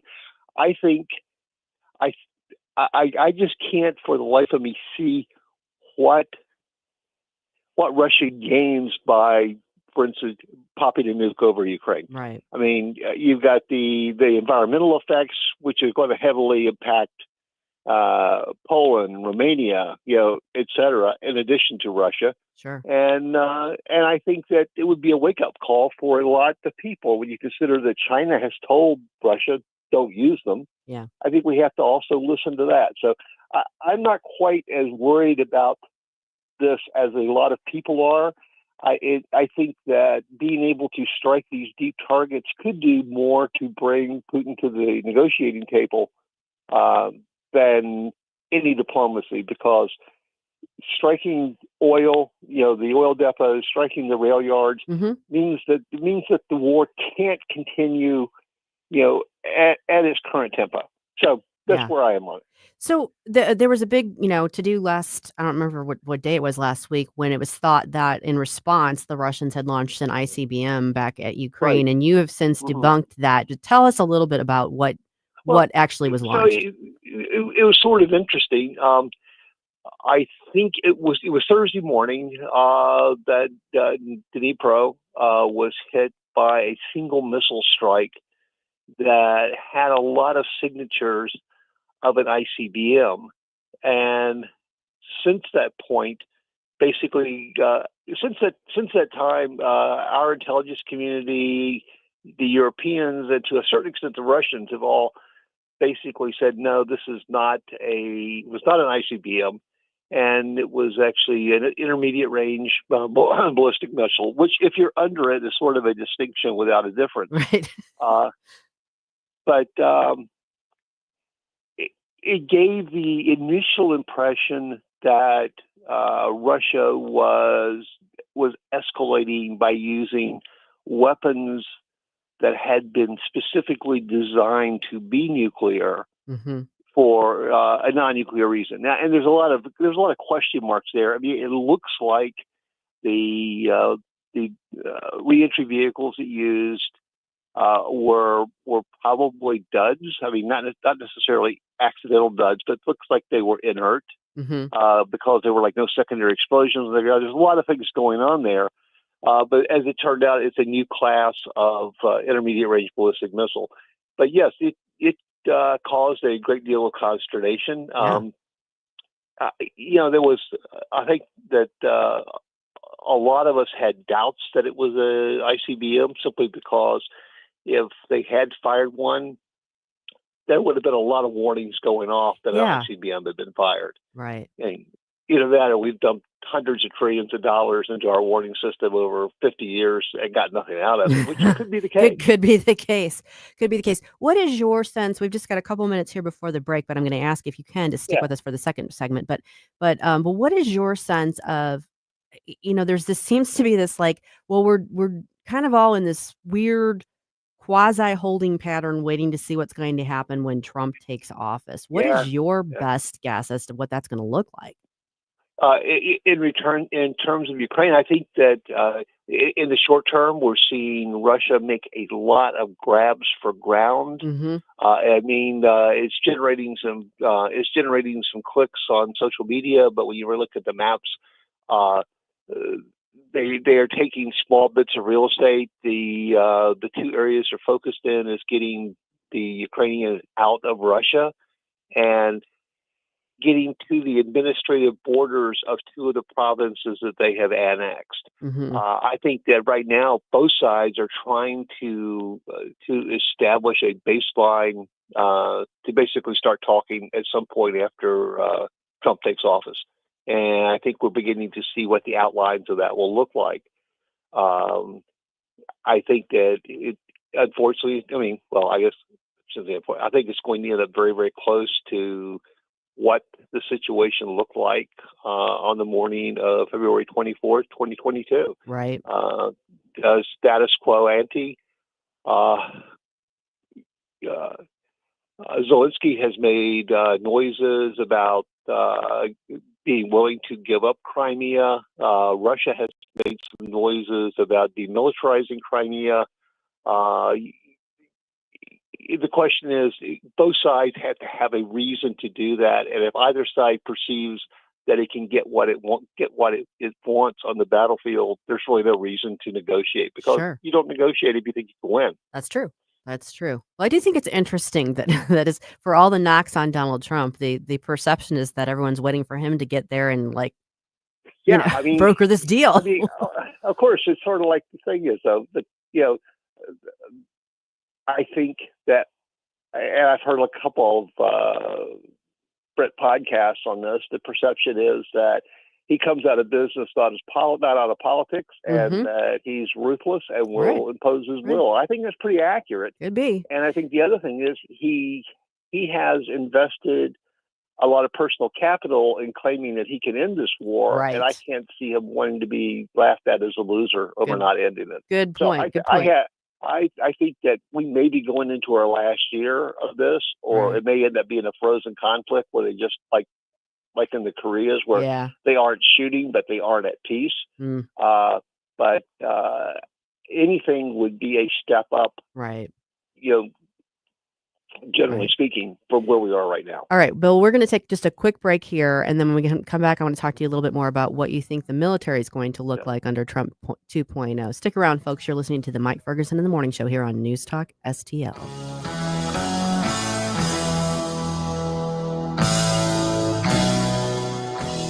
This is News Talk STL at 1019, 94.1, 99.1 HD3 and newstalkstl.com. Get up, St. Louis. It's Mike Ferguson in the morning.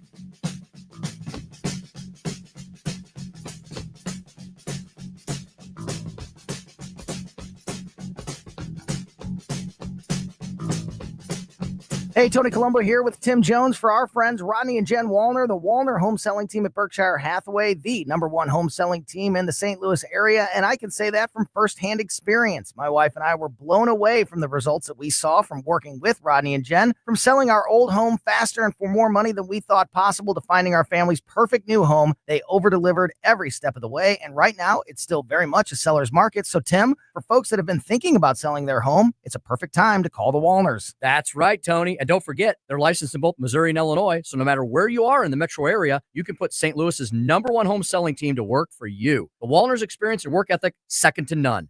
And of course, the numbers speak for themselves. The Wallners sell 15 times more homes per year than the typical realtor. Right now, they're working with so many qualified buyers, they'll guarantee to obtain you an offer. If you've been thinking about selling your home, don't wait. Call the Wallners now at 314-810-SOLD. That's 314-810-SOLD for the Wallner home selling team. The Vic Porcelli Show. Drew Allen, he joins us. Donald Trump proved that he can drill, baby drill, fracking, XL pipeline. Ken's paying $1.81 at the Circle K in Afton. Groceries are more affordable. We can afford our medicine. What does Kamala's skin color have to do with any of that? In 30 seconds, you just made the case to reelect Donald Trump. Vic Porcelli, live and local, weekday mornings at 9 on News Talk STL.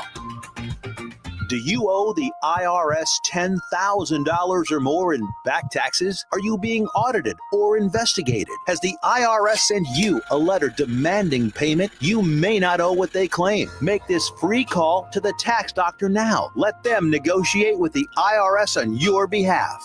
800-240-4586. 800-240-4586.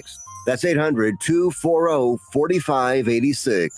This hour of Mike Ferguson in the Morning is brought to you by Stifel. Request a portfolio review from your Stifel financial advisor at stifel.com. That's STIFEL.com. Love the music you hear on the morning show? Check out Mike's morning music playlist at newstalkstl.com. You know that it would be untrue. You know that I would be a liar. Got me wide awake now, Stell.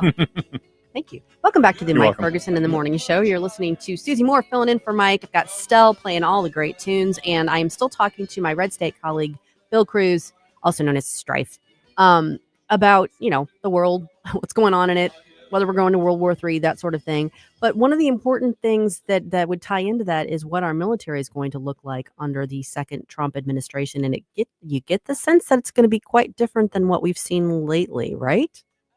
Yep. I think so. I think charitably right now you can say our military is sort of a barking shambles. It's just 2 weeks ago, the Navy, I think it was the Navy, was trying to install a missile defense system around Guam, which is critical real estate when it comes to confronting China. Mm-hmm. And for environmental reasons, 2 of the sites were not able to be built because it was going to harm something.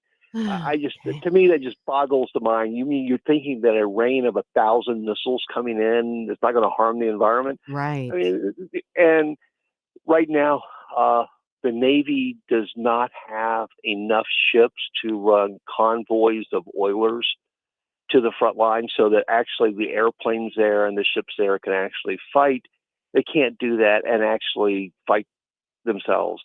The Air Force is losing mid-grade pilots at an alarming rate. These are people that the Air Force has described as their best pilots. These are people that have about 10 years service.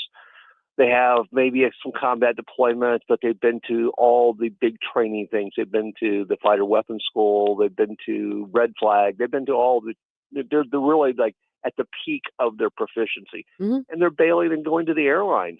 Now, why is that? Because the Air Force personnel chief said, we have too many white pilots. And so, I mean, are you going to stay with an organization that has already told you that you're not valued when you can stay at home at a critical time in your kids' lives? Probably not. Right. I mean, it's just all kinds of insane things going on that you get the impression that everything is important except war fighting, and no one really cares about that because that's not sexy. I mean, it's not making headlines. It doesn't get you money. It's crazy. Phil, we probably have about 4 or 5 minutes left. Okay, But I'm sorry. don't be sorry. I'm just giving you a heads up because I know you and I could talk for about 8 hours. But I really would love to get your take on Hegseth as the pick for SecDef and how you see that, whether you see him getting confirmed, what your thoughts are on that. Yeah, once again, I am not of the school that believes a cabinet head has to be an authority on everything they're doing. I think they have to set the tone. They have to set the priorities. I think Hegseth can do that. I think will be a very effective spokesman for Department of Defense, very effective spokesman for reforming the Department of Defense.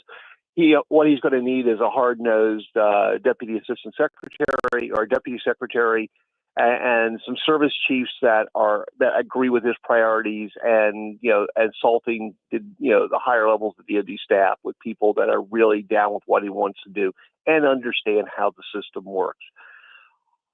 Unfortunately, the mess he's got himself into is one of his own making. Right. I mean, fortunately, it looks like that legally it's there's nothing there that but on the other hand, it doesn't speak well of him. It doesn't speak well of him or his behavior, because we see sort of a pattern developing over his 3 marriages of this type of stuff. Right. And perhaps after this one, perhaps going on a 4th one, who knows? So I'm ambivalent about that. I think that he potentially is a very, very significant Secretary of Defense. I think that the baggage he's bringing into it is going to open up a lot of lines of attack. We already saw this happening, and I posted about it on Friday. Already anonymous people inside DoD are saying that this is going to destroy morale among female troops. This shows that he doesn't take sexual assault seriously, that his push to get women out of combat, out of direct combat roles, is going to destroy morale. And so, but what's opening the gate to all of his attacks is the incident with this woman in Monterey. Right. And it's very, very unfortunate. And I don't know that he can. I think it will be close. I mean, he's not going to be elected by acclamation. Right. I think there's a better than 50-50 chance that he will be confirmed. But I think that once again, what we see right now is going to cause him a lot of problems if he is confirmed, and it's going to set the predicate for a lot of pushback on what he wants to do, being framed as this guy doesn't like women, he doesn't respect women, Right. et cetera, et cetera, et cetera. Yeah, you're right. I mean, he made things way more difficult for himself. And granted, the incident in question. Fortunately, the police report's the police report, Yes. I think, is fairly clear on this. And Megyn Kelly did a great job of breaking it She down did. without being terribly sympathetic toward him. Right. But it's really sort of hard to be texting your husband in his hotel room with your kids at 2:00 in the morning, explaining why you're not there. Right. You know, that doesn't sound like the sexual assault most of us have It doesn't. in mind when we think of sexual assault. It doesn't. It doesn't. Well, unfortunately, we're going to have to wrap things up here, Bill. But before we go, could you tell folks where they can find you and your work online? Okay, so I write exclusively at Red State, and that's at redstate.com. And the easy place to find me there is just go into the authors list, scroll down till you find Strife, which is a pen name I've written under for over 20 years. Mm-hmm. And that will pull up all of my stories. But there is a ton of great stuff on the front page. And thanks to Jen Van Laar, our managing editor, and Susie, we tend to hit breaking news just about as fast as anybody else does. Absolutely true. Thanks for joining us, You Bill. don't necessarily come to us a day after the event for our commentary on it. You hit it when it's going on, because often we really do beat places like New York Times, Washington Post, and quite honestly, our people are. Bill, we got to go. We got to go, trained. guys. Okay. Stick around, folks. We'll be back right after this. Mike Ferguson in the Morning Show.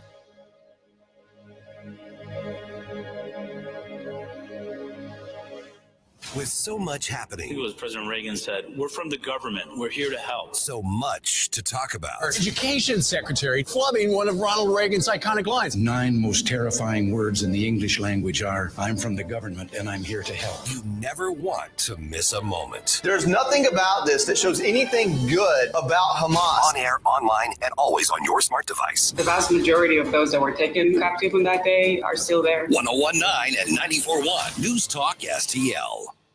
Getting new flooring can be exciting, or it can be a hassle. To make sure you have a great experience, use Michael's Flooring, like I did. Hi, it's Susie Moore, and Michael's Flooring has become my go-to for quality, variety, and an all-around great experience.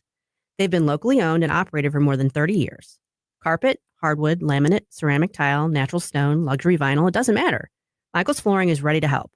3 locations to pick from: St. Peter's, Darting Prairie, and Creve Coeur, or online at igotfloor.com. That's igotfloor.com. How would you like to go on a 5-star vacation for just $99? We're talking about the quality of a Westgate resort for $99. Not for one night, but for 3 fantastic nights at one of their luxurious destinations across the United States. And you'll even get a free $100 Visa gift card just for making a reservation. We've got some of the choicest destinations that you'll love in the United States that you can choose from for just $99 for a 3-night stay. Take your family, take a special loved one, but get away. Go on vacation with Westgate Resorts. Call now to make a reservation for just $99, and you get a free $100 Visa gift card. Call Westgate right now and book your vacation. Here's the number: 800-407-9204.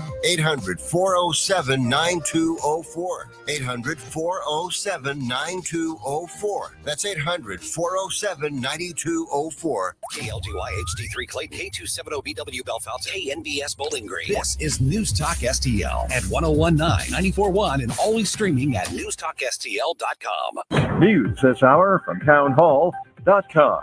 I'm Rich Thomason. Now, there is a glimmer of hope morning for a truce between Israel and one of its enemies in the Middle East. The Israeli ambassador to Washington says a ceasefire deal to end fighting between Israel and the Lebanon-based Hezbollah could be reached within days. Mike Herzog tells Israeli Army Radio there remains points to finalize and that any deal required agreement from the government. But he says we're close to a deal and that it can happen very soon. Among the issues that remain is an Israeli demand to reserve the right to act should Hezbollah violate its obligation under the emerging plan. The deal seeks to push Hezbollah and Israeli troops out of southern Lebanon. I'm Charles Deladesk. In the United Arab Emirates, 3 Uzbek nationals under arrest in the murder of 28-year-old ultra-Orthodox Rabbi Zaviv Kogan. Israel condemning the killing as an act of anti-Semitism. Well, things could get dicey for holiday travelers this week with more unsettled weather in the forecast out west, and the east isn't off the hook either. When all is said and done, by the end of the week, we'll be left with colder than average temperatures across the eastern and central U.S. with likely some lake effect snows downwind of the Great Lakes. Rich Otto at the National Weather Service. Complaining of what they call poverty wages, hundreds of airline service workers walking off the job. North Carolina's Charlotte Douglas International Airport. President-elect Trump has wasted no time making his cabinet nominations, the process moving along so quickly that now attention is turning to the upcoming Senate confirmation hearings. Republican Eric Schmidt saying the president deserves to be able to put people in place who will do what he campaigned on, which is to disrupt. The establishment is concerned, and they probably should be. On Wall Street, Dow futures up 299, NASDAQ futures ahead 107 points. More on these stories at townhall.com. So we're 65 or older, you know this, inflation is hitting everyone hard right now, especially when it comes to healthcare. Over the last 10 years, healthcare costs have skyrocketed by, get this, 230%. If you have Medicare Parts A and B, you know there are still out-of-pocket expenses like deductibles and co-payments, and they really add up. But here's some good news. MediShare 65 Plus is designed to fill in those gaps and help protect you from rising healthcare costs. At only $99 per month up to age 75, you get peace of mind at a price you can afford. And MediShare is trusted, too. It's been around 30 years. It's not some big impersonal thing. It's a community of people helping each other, business owners, pastors, retirees. People love it. MediShare 65 Plus just makes sense. To learn more, give them a call. They're great to talk to. They'll offer to pray with you each time you call, too. Call now, 855-PSALM-32. That's 855-PSALM-32. 855-PSALM-32. Bible.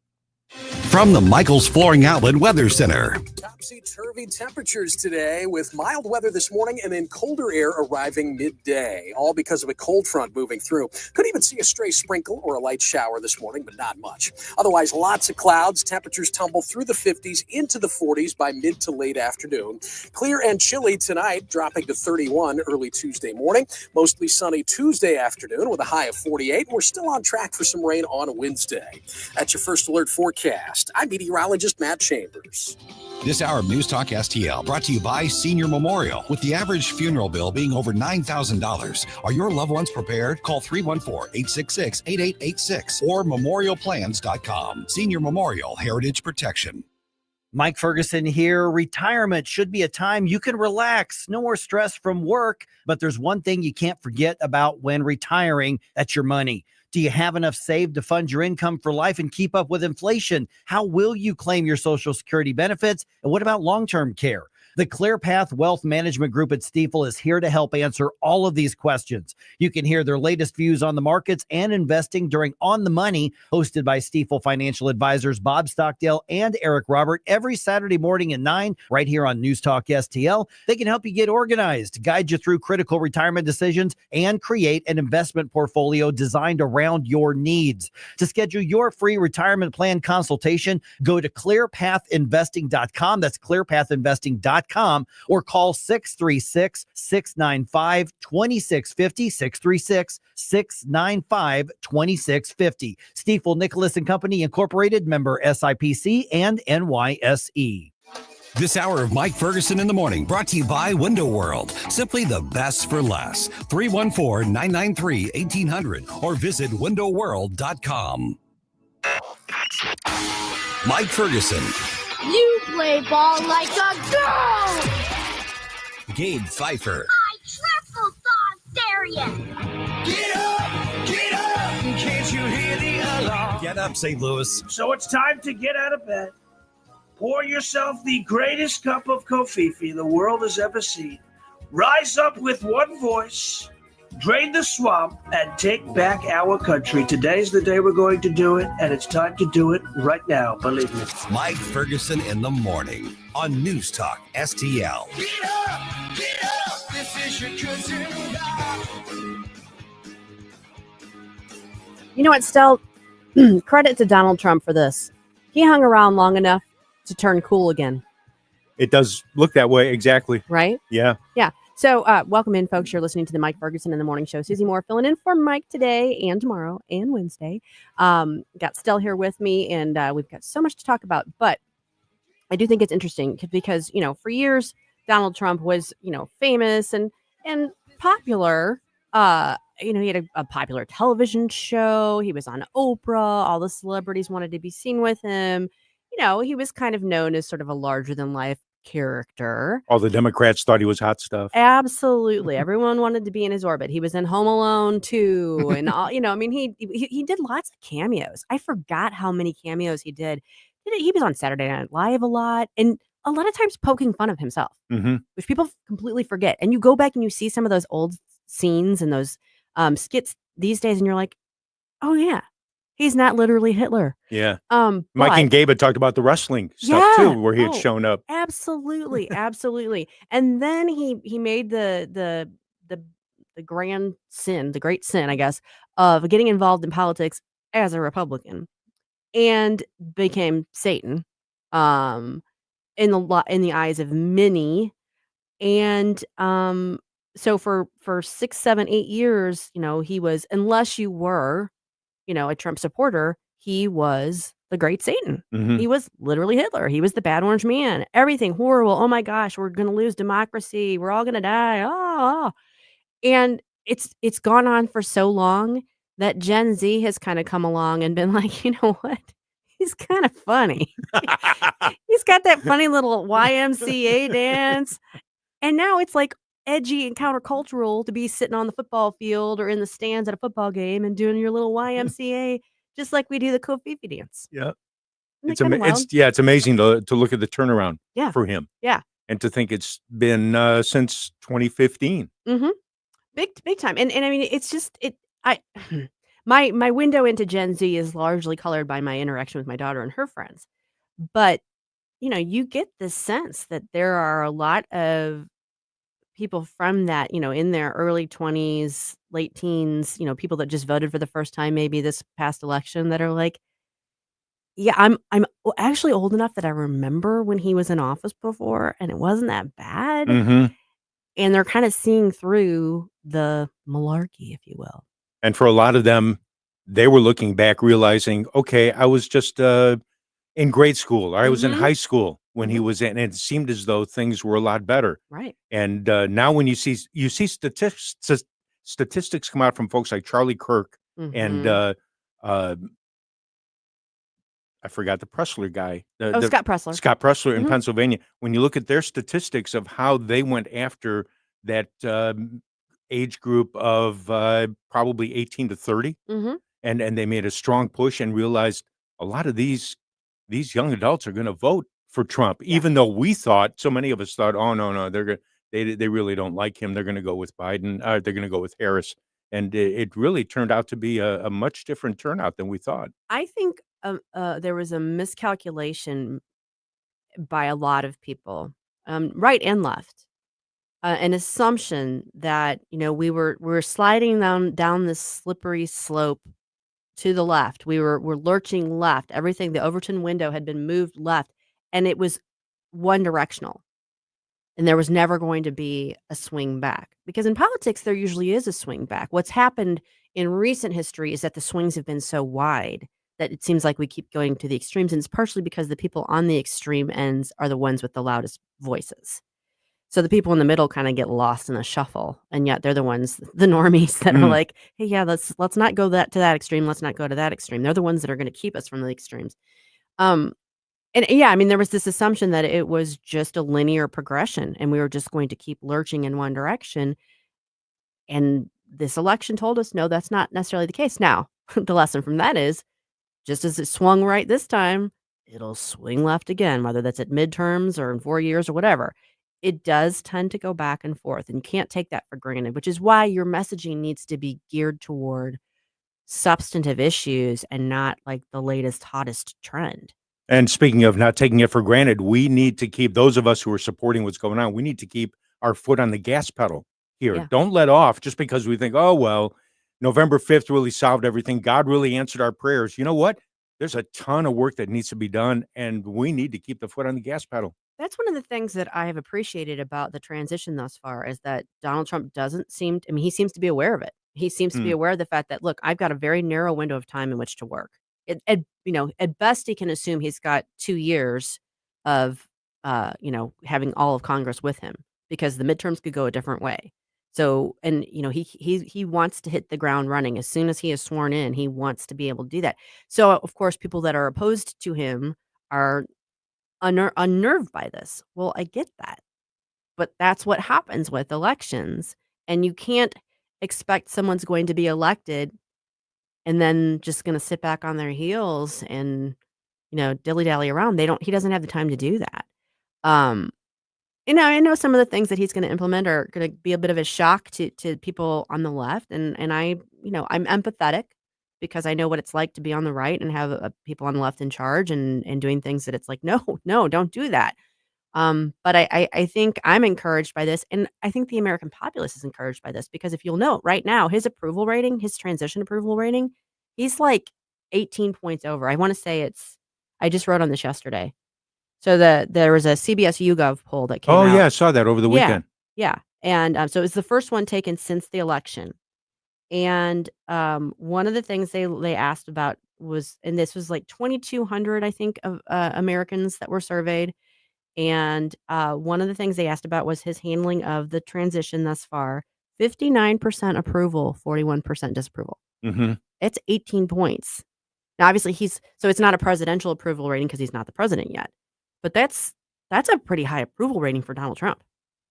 So, that tells you something. That tells you that even the people that didn't vote for him, at least some of them are like, okay. And I can say this. I'm not going to give any secrets away. I've spoken about this before. I have family members who my entire family are diehard Democrats. I'm the black sheep of the family. But I have friends, obviously, too, that are on that did not vote for Donald Trump. There are people that are genuinely concerned. And I've done my best to say, look, I understand where your concerns are coming from. I think it's going to be okay. Give it a chance. It's, and I will be honest with you, if I see something going south, I will say so. I am not above criticizing Donald Trump just because I voted for him. Mm-hmm. In fact, I'm critical of his choice for labor secretary. We'll get to that in a little bit. For me, it's Surgeon General. Yeah, So that's another one. But I've also had people say, well, okay, he's got he's in charge now and he's got Congress with him. Let's see what he's going to do. They're at least willing to see. So he's got an important job. Let's hope he can live up to it and actually do the things effectively that he wants to do. I thought there was another interesting poll out of that CBS YouGov results. And there was a poll about what do you feel about Trump as president? In other words, are you excited or scared? Right. And excited was 54% for the Republicans, 4% for the Democrats. Right. Excited. Scared, 50% for the Democrats, 1% for the Republicans. Yeah. It was amazing, the disparity between the two. There is a huge partisan disparity there. And I guess that's understandable to an extent. But the other thing that they noted in that was that it was like, do you plan to oppose him? And the opposition voiced by particularly those on the left was lower than it was in the first Trump administration. So there's less of a fervor for that, if you will. There's less taste for that. And they said, maybe it's just exhaustion. Maybe people are just tired of fighting. And that could be the case. But there is less of and that's not to say that I guarantee you there are landmines being placed all over the place for him. I think a lot of us are sitting back and thinking, whoa, seems as though the left's been kind of quiet here the last 3 weeks. That's when you should get nervous. Exactly. The fact that the Joe Biden was almost giddy to welcome him to the Oval Office and sit before the roaring fire. Whether that was because it meant Kamala had lost or because, they've got something up their sleeve, I don't know. Or maybe just Joe didn't know what was going on. But there's been a lot. I mean, the media, the Joy Reids, people like that have been losing their ever-loving minds. But for the most part, the people in power, the administration has been kind of, okay, sanguine about it maybe. And that has me nervous. Because these are the same people, some of the same people that created the Russia collusion hoax and went after him and pursued him in 10 different ways via the Justice Department and legally. They're just going to go, oh, you got us. You won. Okay. Yeah, I don't buy that for a second. Not for a second. I know folks like Mark Elias and some others are sitting in the background going, wonder what we can do to screw things up for him. Exactly. Between now and January 20th. Right, because they can't stand for him to be successful. If he's successful, then he completely wins the day, even though that would be what was best for the country. So, yeah, I guarantee. And the good thing is, I think he's wise to that. I hope he's wise to that and aware of it and is going in with very clear eyes about what he's going to be dealing with. So fingers crossed on that. Stick around, folks. When we come back here on the Mike Ferguson in the Morning Show, we are going to be talking about ranked choice voting. How it kind of went down in flames, thankfully. You're listening to the Mike Ferguson in the Morning Show here on News Talk STL 1019 94.1. We give you news, analysis, opinion, and more. Only on News Talk STL. Stop right now. I have had enough of this. Turn my eyes to your indifference. Stop right now before you blow us all away. You want to do that? Get up, get up. Get up, St. Louis. It's Mike Ferguson in the morning. This is your chosen God. Get up, what are you waiting for? Get up, Colombo and Company. On Monday, we'll get you up to speed on all the important news you need to start your week, plus Virginia Cruda from the Daily Wire at 2:20 and tech expert Mike McCleary at 3:05. Live and local weekdays at 2 on News Talk STL. Tim Jones here for my favorite St. Louis Sports Bar and Grill experience, the go-to spot of Johnny's Hideout. Johnny's Hideout featuring over 40 big screen TVs to watch all the great games this college and NFL season. Awesome food specials every single day that I absolutely love. Bike nights, classic cars on Wednesdays, live music every weekend, and a fantastic time to visit the gorgeous Sunset Patio. Located just 10 minutes from 270 in Gravois, open 7 days a week, 11 a.m. onwards. All the information you need to know at jhideout.com. That's jhideout.com. Johnny's Hideout in High Ridge. If you're living with dry age-related macular degeneration or dry AMD, you may be at risk for developing geographic atrophy or GA.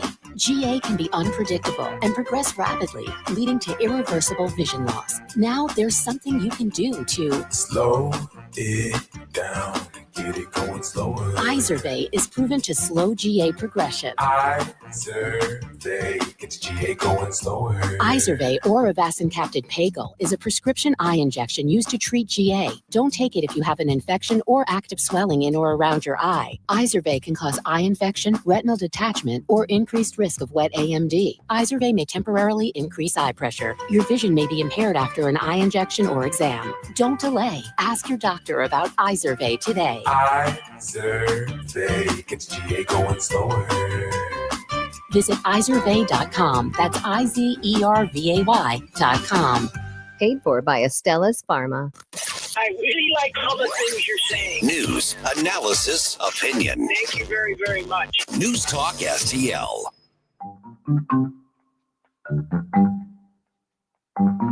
Hi, it's Vic Porcelli. And Ken. Hi, Ken. Hey, Vic.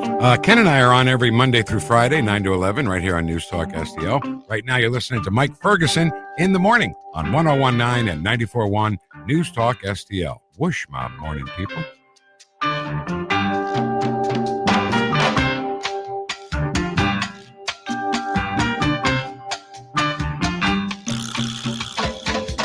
No one told me about her, the way she lied. Listen to that all morning. Yeah, some folks may think this is an original Santana tune, but it's actually a cover of the. Remember the Zombies? Yeah, she's not there. I was gonna say I know the Zombies story. Yeah, or the Zombie story, the Zombies version. No, I know that's a great tune.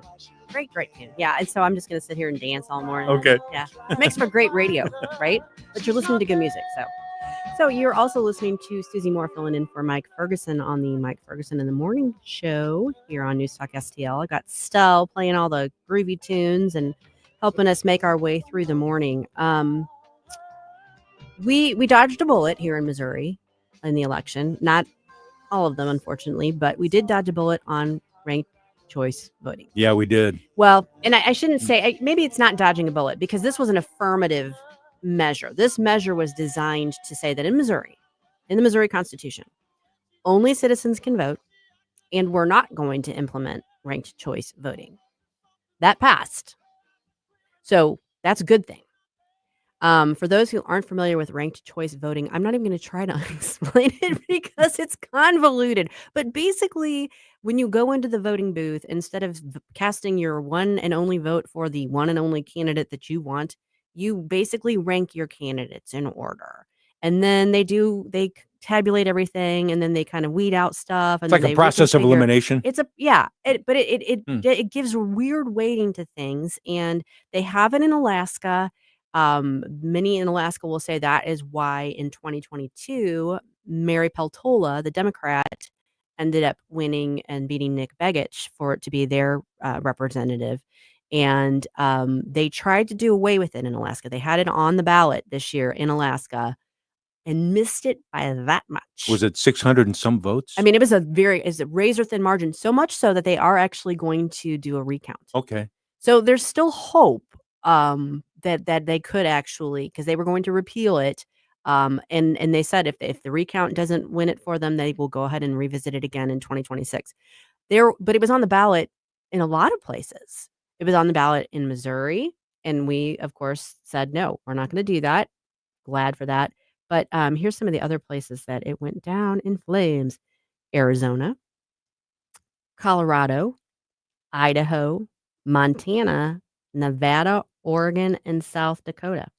I'm surprised by a couple of those. Yeah, and that's states that rejected either ranked choice voting or open primaries or a combination of both. So some of those might have been open primaries. But that's a mixture of red and blue states. So yeah, it is interesting that it doesn't seem, certainly it's not taking the country by storm. I think people look at it and think, okay, let's back up a step for a second. We live in a country of 330 million people.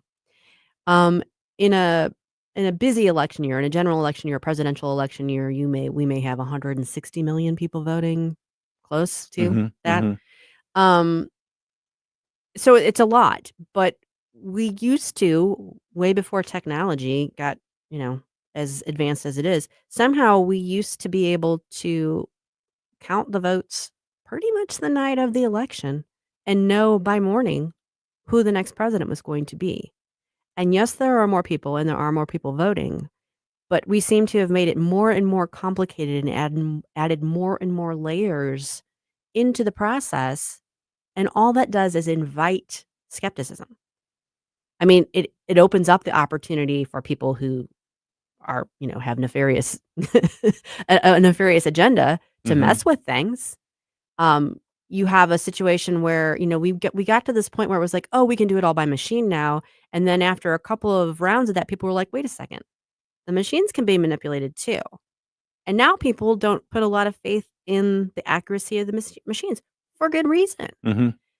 So the bottom line is, if you've got a populace that isn't confident that the elections are being handled on the up and up, that there is integrity in them, that their vote counts, it doesn't take long before you just devolve into a complete chaos. Yeah, it doesn't take long to devolve into Brazil. Right. With Bolsonaro. Absolutely. I mean, people have to know, if we are going to survive as a nation, if we are going to be a successful nation, people have to know that our process works. And it may not always go the way you want it to, but when it doesn't, you have to be able to say, okay, it didn't go the way I wanted to, but I think it was on the up and up, and I think we lost fair and square. I mean, it's just, as much as we talk about politics as team sports, it's the same principle. If you go out there and lay everything out on the field and you lose, it's so disappointing. But if you lost fair and square, you can deal with it. If you know you lost because the refs were putting their thumb on the scale and calling things against you that they shouldn't have been, and making calls in favor of the other team, that's not. I mean, you don't feel okay about that at all. No, not at all. So, Hmm. I think that when people look at this idea of ranked choice voting, they think, that seems to introduce an added complication into things, and unnecessarily so. And just there's a movement to do like a national popular vote and basically essentially do away with the electoral college. I think people who look at it objectively recognize that there are reasons to have things set up the way that they are, and that they do work if you let them work. I was glad that President Trump won the popular vote this time around, and I knew that's exactly what he was trying to do when he was going and doing those rallies in New York and California, and people were like, "What? He's never gonna win those states." Well, it doesn't matter. He knows he's not gonna win the electoral votes, but he wants those popular Yeah, if votes. he could get a few few million more of the popular votes, Yeah. that was huge for him. Absolutely, because now no one can first of all, you're not gonna hear all these calls, you're certainly not as many calls to do away with the electoral college now, because it matched up with the popular vote. So, there's less of a push for that, and it does give him, a level of being able to say, "I have a mandate," more people voted for me than the other person, and, I think he's gonna take it and run with it. So, but yeah, I was cracking up early. Well, I guess it was like maybe in the early fall when people were like, "Why is he doing rallies in these places?" I'm like, "Do you not know Donald Trump? Like, come on." I mean, does anybody think that he doesn't have an ego that would say, "You know what? I don't. Not only do I want to win the presidency, I want to win the popular vote," and just kind of rub their noses in it. And to see that shift in New York City, I know that thrilled him to see what happened with Absolutely. Republicans gaining votes in the boroughs of New York City and in other parts of New Yep. York. That made him totally excited for what was going on. Did I see that DC was the only major metropolitan area, well, like, the only city that didn't shift right? Like, I mean, obviously Democrats Probably. Democrats won elections, but there was a rightward shift in almost every place. Mhm. And I mean, I think that's a direct result of a failed presidency. I saw some in my hometown of Chicago. Yeah. Which For was sure. a shock to see that, and I was ecstatic to see it, but to see, so many folks, especially in the Black communities, coming out and voting for him, Oh, yeah. that was, great to see. Yeah, no, he picked up he made gains in every demographic, Mhm. including white suburban women, thank you very much. We're like the bad guys now. Yeah. And I get it. I do get it. But yeah, no, even the white suburban women voted for Donald Trump.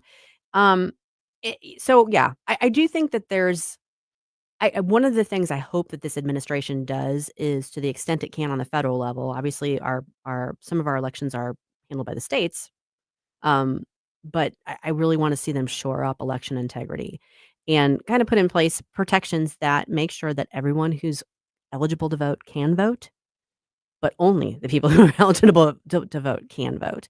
And that people, I mean, if Florida can do it, Yep. everybody, we just need to adopt the Florida model. Mhm. I mean, Missouri does a pretty good job of it. It seemed like election night, Missouri was a little slow on the reporting, although there wasn't a lot of suspense as to which way it was going to go. The only thing that was really suspenseful was Amendment 3, which I was very disappointed in. Same here. Um, and I'm pledging to do whatever I can to help figure out how we can ameliorate, mitigate the damage that's been done by that. I hear rumors under the radar that there may be pushback. Is it possible to have pushback on It's that? tough. It's tough because it's a constitutional amendment, which is why I was screaming so loud about it. I was like, "Don't do this. Don't do this on this just 50% plus one basis. You're amending your constitution and you're enshrining in it the ability to have an abortion up till the point of fetal viability, which is very murkily defined, because the way it reads, that could really be up to the point of birth." Mhm. And I made this point at the time. I had a preemie. She was born 5 weeks early, and she really acted like a preemie. She needed major medical intervention to be okay for several weeks, but under the definition that she would not qualify. She would not be protected. And yeah, it's very, very upsetting and very disappointing that that's the way it went. And it was misrepresented. And I understand why people who are pro-choice felt like the law that was in place was too restrictive. But this went to the opposite extreme and gives very little quarter for being able to even find middle ground, if you will. I don't feel like there should be middle ground because we're talking about life, but I understand the arguments at least. And so it's very disappointing. So I'm pledging with whatever power I have as a writer, as an editor, as an on-air host, whatever I can do to help work to mitigate the damage done by Amendment 3. I am all for. So stick around, folks. When we come back, we are going to be talking with my Red State colleague, Brad Slager, on the media meltdowns we've been seeing. You're listening to the Mike Ferguson in the Morning Show here on News Talk STL.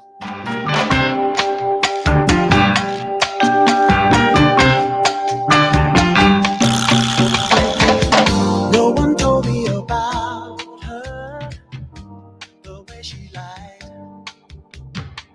Well, no one told me about her, how many people cried. But it's too late to say you're sorry.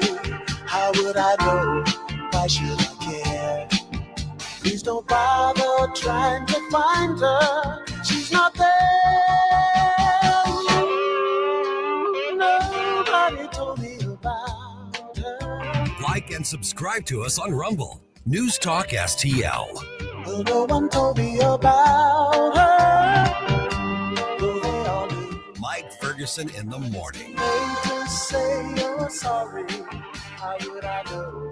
Why should I care? From the Michaels Flooring Outlet Weather Center. Topsy-turvy temperatures today with mild weather this morning and then colder air arriving midday, all because of a cold front moving through. Could even see a stray sprinkle or a light shower this morning, but not much. Otherwise, lots of clouds. Temperatures tumble through the 50s into the 40s by mid to late afternoon. Clear and chilly tonight, dropping to 31 early Tuesday morning. Mostly sunny Tuesday afternoon with a high of 48. We're still on track for some rain on Wednesday. That's your first alert forecast. I'm meteorologist Matt Chambers. Attention off-road enthusiasts. Iron Bear Customs has the strongest bumpers on the planet. Plus, brush guards, lift kits, and custom cages for all vehicles. Visit ironbearcustoms.com and mention News Talk STL for 10% off. Iron Bear Customs, built tough for the toughest terrain. Discover Patriot Powder Coating, your family-owned specialist in Pacific. From small jobs to big projects, we got you covered. Visit our showroom or call 636-551-0377. Mention News Talk STL for 10% off. Larry Connor's Commentary, brought to you by Vincent's Jewelers, offering a wide selection of jewelry, including lab-grown diamonds, affordable earrings, bracelets, necklaces, and rings, up to 75% off their natural counterparts. Visit vincentsjewelers.com.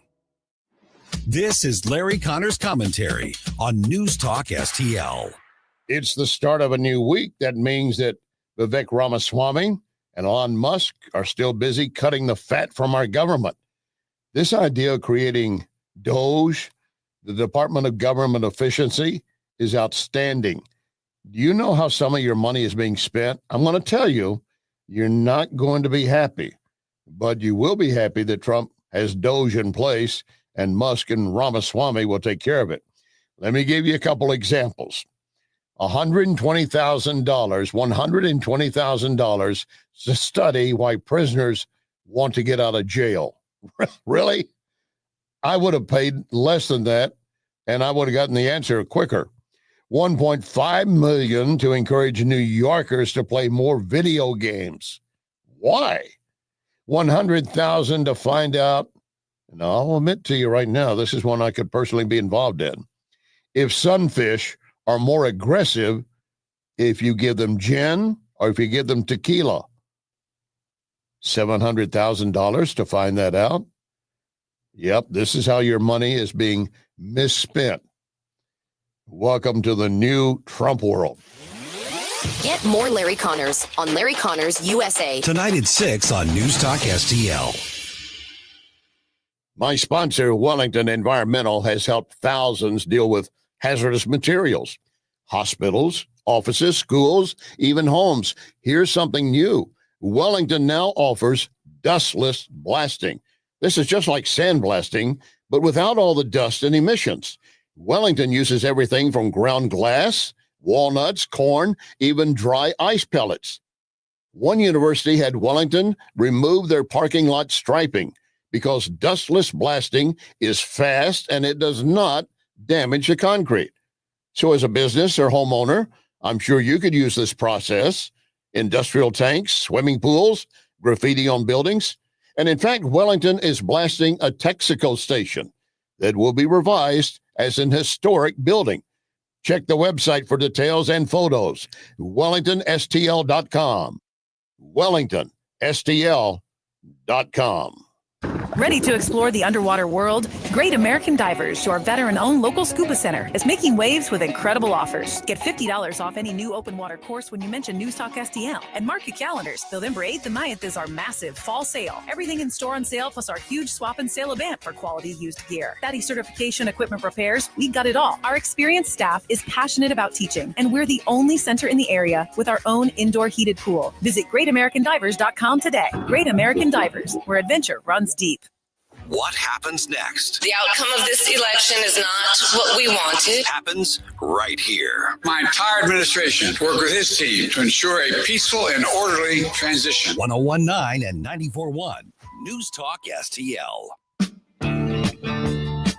Hey everyone, this is State Senator Nick Schroer. I am the host of Stand and Fight every Sunday night. Right now, let's hear more of Mike Ferguson in the Morning Show here on News Talk STL.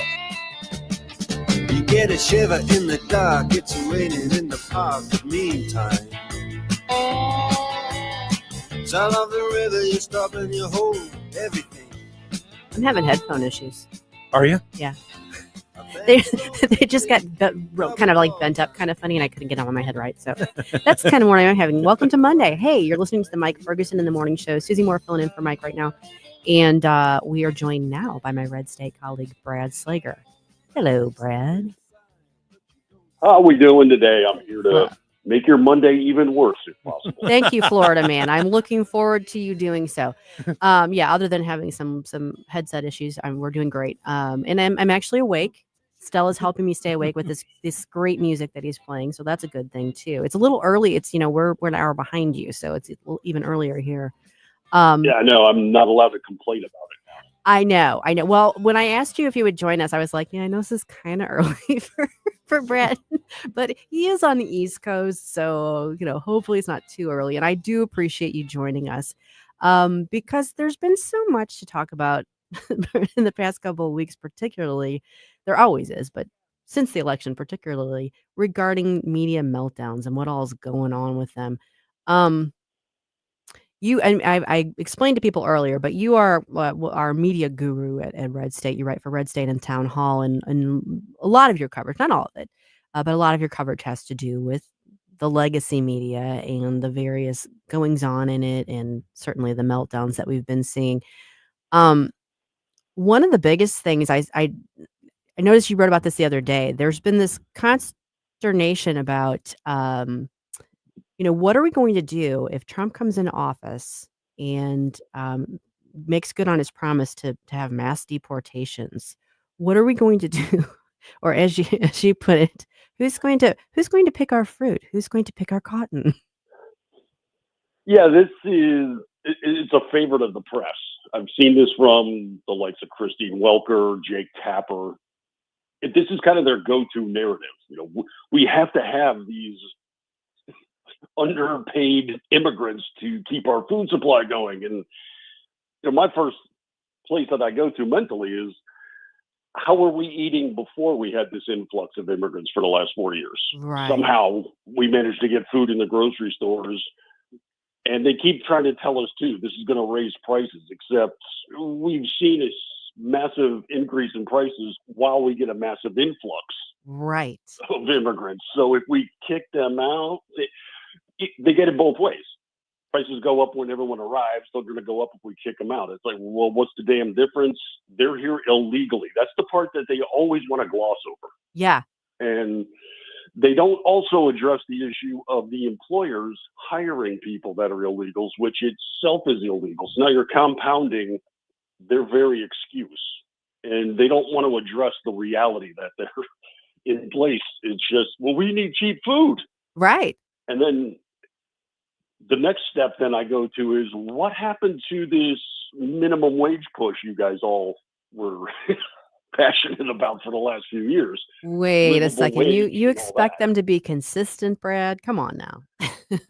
Yeah, that's where my flaw comes into play here. What I cover, because I like to call myself the media antagonist, because I always import this pragmatism that they want to avoid, and that seems to anger a lot of people in that industry. How dare you? It's just How dare you be pragmatic? Yeah, I did get a kick out of Jake Tapper running down that rabbit hole again, and basically, and I guess there's this sense, particularly for the legacy media, because they are on those coastal bubbles.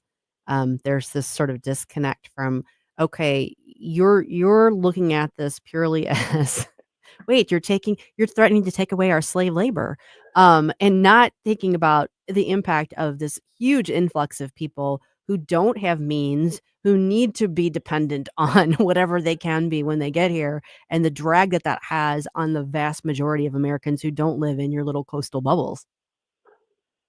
yeah, they always go to these knee-jerk talking points, but they don't really flesh them out. Mm-mm. And I had somebody try to challenge me and said, "Oh, well, yeah." I brought up the minimum wage thing. It's like, so you support minimum wage and you want them working under that, don't you? Right. It's like, well, that means they're paying taxes and they're working legally.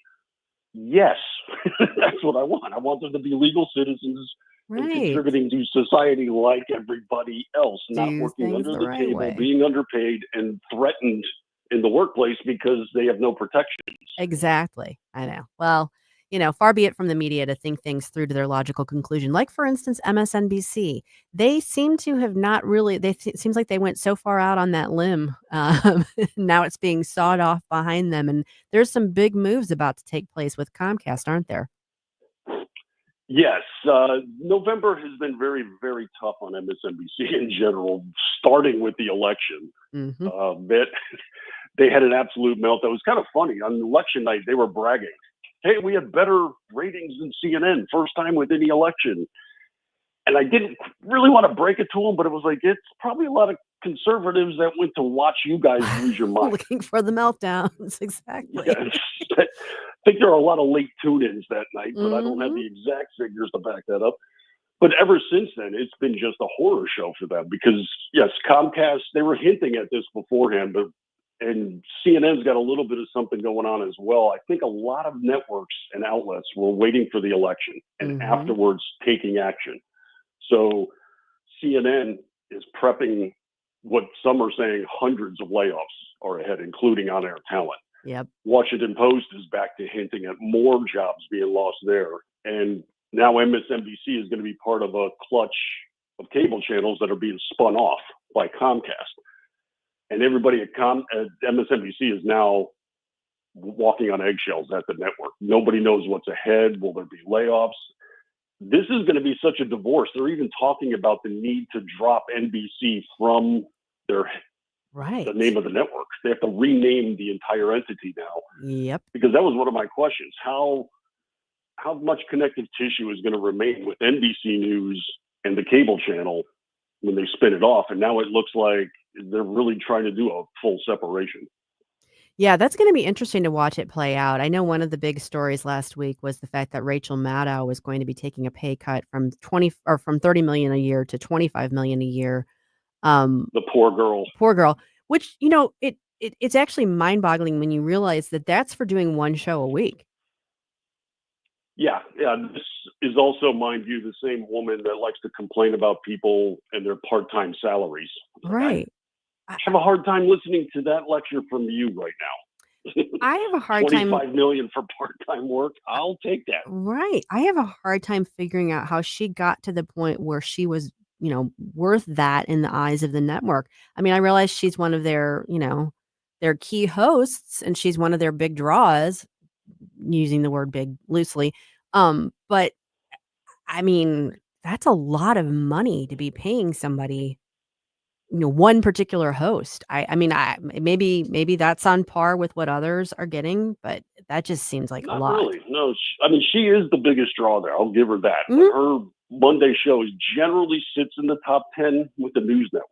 Now, this is measuring just the 3 channels, but usually Fox News occupies about 17 or 18 of the top 20 spots. Mm-hmm. She'll hit the top 10. but that's one day a week, like One day you a week, said. yeah. So, and she does, some podcasting and other things for them. Sure. Digital, and she'll be on the special events, elections and State of Right. the Union and stuff like that. But yeah, she cut down to like 20% of her output and got a raise by millions of dollars for doing so. Meanwhile, at CNN, I think their top talent is like Anderson Cooper getting $20 million. But he's on Right. 5 days a week. Well, see, and so that to me goes to maybe why the network is really struggling, because it seems like they're not making the wisest financial decisions. Yeah, they're still profitable technically. Yeah. But it's the long-term prospects that Comcast is looking at. And just since the election, the 3 days following, MSNBC lost 50% of its audience. Mhm. And in the ensuing weeks, it went even further down. Them and CNN have hit decades low rating numbers. That's wild. I wonder how much of that is people just being basically mad at them for feeling like they misled them. You just have to wonder. I mean, because that's not all conservatives turning off the channel, because we're still watching out of curiosity to see what they're doing. Yeah, they're not they're not going to lose that core audience. No. What sliver they have, but I Yeah. think it's a mixture of what you said.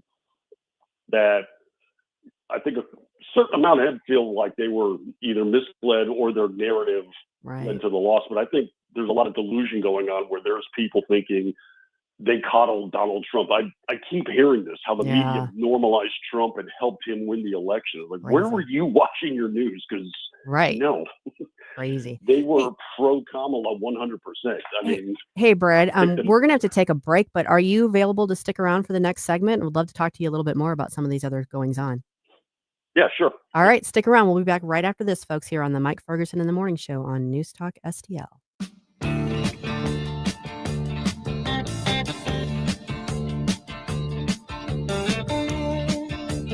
Get up, St. Louis. It's Mike Ferguson in the morning. You get a shiver in the dark, it's raining in the park. Meantime,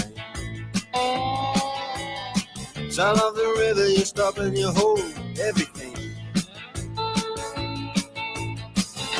A band is blowing Dixie, double fall time. You feel alright when you hear the music ring.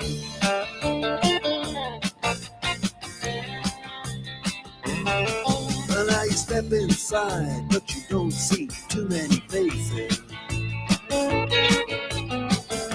Coming in out of the rain, they hear the jazz go down. The Herzog Tomorrow Foundation provides private school tuition scholarships through Missouri's new Most Scholars program to cover the cost of accessible, high-quality schooling. Hi, this is Myella Esser with the Herzog Tomorrow Foundation. Our private school tuition scholarships wouldn't be possible without the support of generous Missouri taxpayers. If you're a Missouri taxpayer interested in redirecting your tax dollars and sending them to Missouri students in need of a better education, please contact me at herzogmostscholars.org. Better education for students creates a better tomorrow for all. Learn how you can help provide a better education for Missouri students at herzogmostscholars.org. That's herzogmostscholars.org. Also, sign up for The Lion, an initiative of the Herzog Foundation that carries articles covering a wide range of issues facing American families and culture. herzogfoundation.com. That's herzogfoundation.com. From home improvement to replacement, do-it-yourself electrical projects can be shocking. That's where Grasser Electric can help. They've been lighting up St. Louis for years. From ceiling fans and dimmer switches to repair or replacing your electric. No job is too big or too small for your home or business. Grasser Electric will even install emergency backup generators. So call Grasser Electric today before the sparks start to fly. 636-441-5200 or go to grasserelectric.com. This hour of Mike Ferguson in the morning brought to you by Window World. Simply the best for less. 314-993-1800 or visit windowworld.com. Bill O'Reilly here. Check out the O'Reilly Update this afternoon at 3:45. Right now, it's back to Mike Ferguson in the morning on News Talk STL. Oh, I'm newly calibrated. Oh, shiny and clean. Good stuff, Stel. Thanks. Love it. Little collective soul on a Monday morning. Yeah. I saw them in concert. Did you really? I I've never did. seen them. I have friends who have seen them who said they're great in I concert. saw them in concert with the Cranberries. Really? Yeah, that was a great show. That's a good combo. It was a great combo. It was out at Riverport, which I'll always call Riverport. Great concert. Yeah. Good to hear. Yep. So enjoying the music here on a Monday, fine Monday. And Susie Moore filling in for Mike Ferguson and joined still by my Red State colleague, Brad Slager. We've been talking about the various goings on and mishaps in the media, particularly since the election. One of the things that caught my eye and a lot of people's eye last week is that the ladies of The View are really struggling with coloring within the lines. It seems like all they do is issue legal notes anymore. Yeah, that's been a bit of hilarity going on. The lawyers stepping in ardently all of a sudden. I mean, I don't cover The View all that much because if you listen to them, it's just stop it. It's just a joke. It's not worthwhile. But technically, ABC News considers them under their umbrella. They call it a news show. They call it a news show. It's ridiculous. So yeah, there's a little bit of validity, I guess you can say, but I mean, they're very, very slanted. And just since the election, you're right. I mean, Sunny Host, and I think 2 days running, had to issue corrections and 3 days. Sidestep. Oh, was it that? 3 days. So she had 2 days back to back. I think it was like Tuesday, Wednesday, and then on Friday. So she had to issue one on Tuesday, or I might have my days mixed up. But she had to issue one, then she had to issue two in the next show, and then she hit the jackpot. She had to issue 4 on Friday.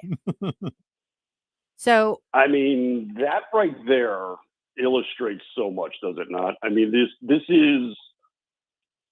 Just to give a broad picture, since the election, there has been so much anxiety in the news that I saw an interview done at New York Magazine. They spoke to a network executive just before the election, and he said they're dismayed that 50% of the country, based on polling, wasn't listening to them. We're telling them everything about Donald Trump, and they're still going to vote for this guy. And it struck me as a weird admission that they were anti-Trump. I mean, he's specifically saying we're in the tank for Kamala. We're advocating. And after the election, nobody can figure out what happened. What happened? And they recognize a problem, but they won't look at themselves. No. And for people who spend so much time in the mirror, they do zero introspection. That's a very good point. And they're using it the wrong way. I've said this on my media podcast. They can't be honest with themselves. We can't expect them to be honest with us. I mean, it's just the reality anymore. That's true. And this is an example of it. I don't think even recognize that the reason for all these legal disclaimers she's had to read on the air is because of their slanted viewpoint.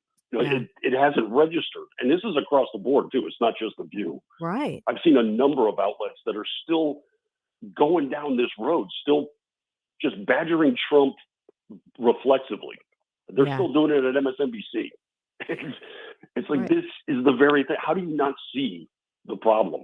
I think you're causing this yourself. It feels like it seems like almost that they've convinced themselves that they're having to do it now because he won and he's, like he's already in power.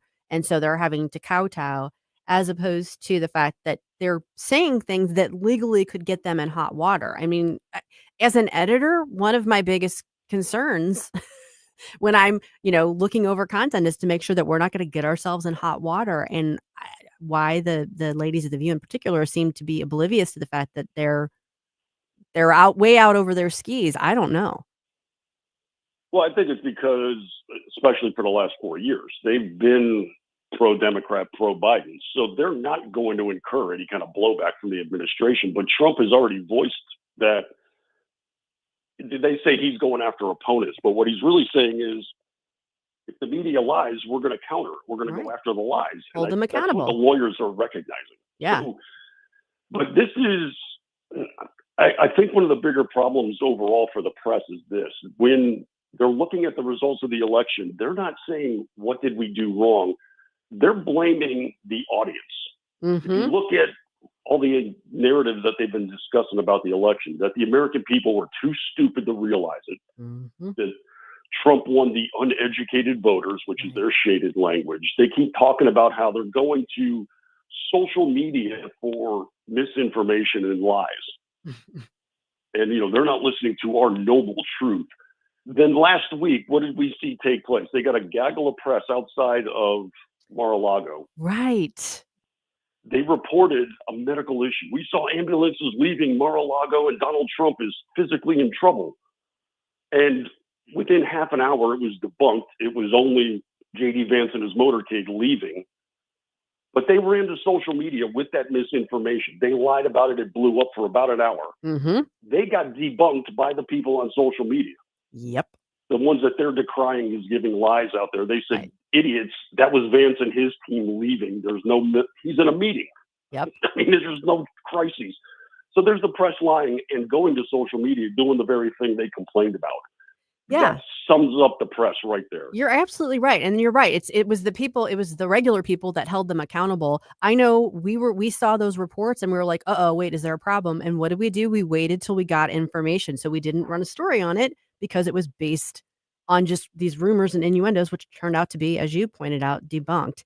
Brad, we only have about a minute left here. So in that closing minute, why don't you tell people where they can find all of your work and listen to your podcast? Sure. Well, like you said, Red State is one of my home bases. I'm there on the regular. You can just pick up the author page, look for me, and my podcast is Liable Sources. I do it a couple times a week where I just dive right into the media muck, as well as over at townhall.com. I've got a daily column there where I just compile half a dozen or so entries of how bad the press is acting in this very fashion, just pointing out their flawed journalism on a regular basis. So either or, I can flood you with examples. I was going to say, they keep you plenty busy, don't they? Oh, yeah. There's no shortage of material. I got to say that. And it's across the board. I mean, I do national, local, sometimes entertainment and sports. I mean, it is widespread. The papers, the TV. It is, it's a lot of fun. I got to be honest. And what's your moniker on X or Twitter if people want to follow you there? Yeah, I call it jitter these days. Yes. With an X. just a homophobe, but I'm at Martini Shark. Martini Shark. Yes, he's also got good information on cocktails. So follow him there. Follow his work on Red State and Town Hall. Brad, thanks for joining us. Folks, stick around after the top of the hour. We will be back to talk about Doge and Trump trials. You're listening to Mike Ferguson in the Morning Show here on News Talk STL 1019 94.1.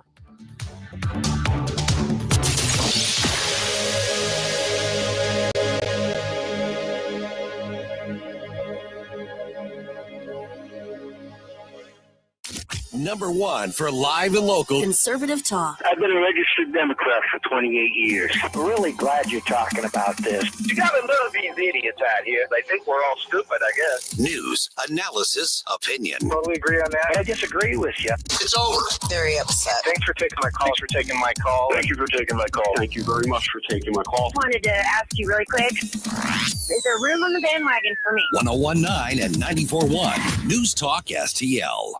Looking for top quality tactical gear and expert advice? Look no further than Discount Tactical, your one-stop shop for all things firearms and self-defense. Located in the heart of Warrenton, we've been serving the community for 3 years with our friendly, professional, and knowledgeable staff. From custom AR builds and silencers to the largest selection of parts, we've got you covered. Self-defense weapons, SBRs, knives, ammo, custom holsters, weapon lights, optics, and body armor. Discount Tactical. Online at discounttacticalarmory.com or stop by today and gear up with confidence. Oh no, stomach issues again? Stomach issues? Who are you? Your pancreas. I could be the real reason for your diarrhea, gas, bloating, stomach pain, or loose oily stools. I thought it was my stomach. People often do, but any of these symptoms could mean having a condition called exocrine pancreatic insufficiency, or EPI. With EPI, the pancreas doesn't release enough enzymes to break down food, but EPI is manageable. Use the symptom checker on identifyepi.com and speak with your doctor. That's identifyepi.com. Sponsored by AbbVie. I occasionally have nerve discomfort in my hands, so the things I love to do Let's play something, Grandma.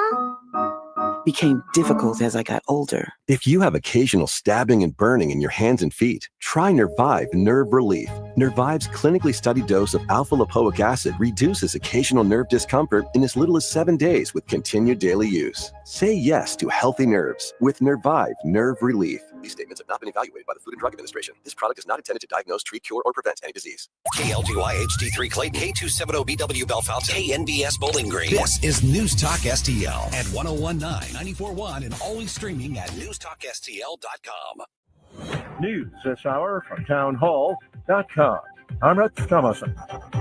If you'll be going somewhere far from home for Thanksgiving, looks like you'll have lots of company. See, the traffic is terrific. The Thanksgiving holiday travel rush is expected to break records this year. AAA is predicting that nearly 80 million people will venture forth, most of them by car, exceeding pre-pandemic numbers. Thanksgiving is the busiest travel holiday of all. AAA spokeswoman Aixa Diaz. Wednesday afternoon's pretty brutal, but now also Tuesday afternoon's pretty bad too. Transportation analytics company INREX says coming home, the best time to avoid crowded highways will be Sunday before 1 p.m. and very early or late in the day on Monday. I'm Jennifer King. And this probably couldn't come at a more inconvenient time. A walkout this morning at North Carolina's Charlotte Douglas International Airport. Service workers announced they would go on strike for 24 hours starting at 5 a.m. during a busy week of Thanksgiving travel, protesting what they call unlivable wages. They work for two companies that contract with American Airlines.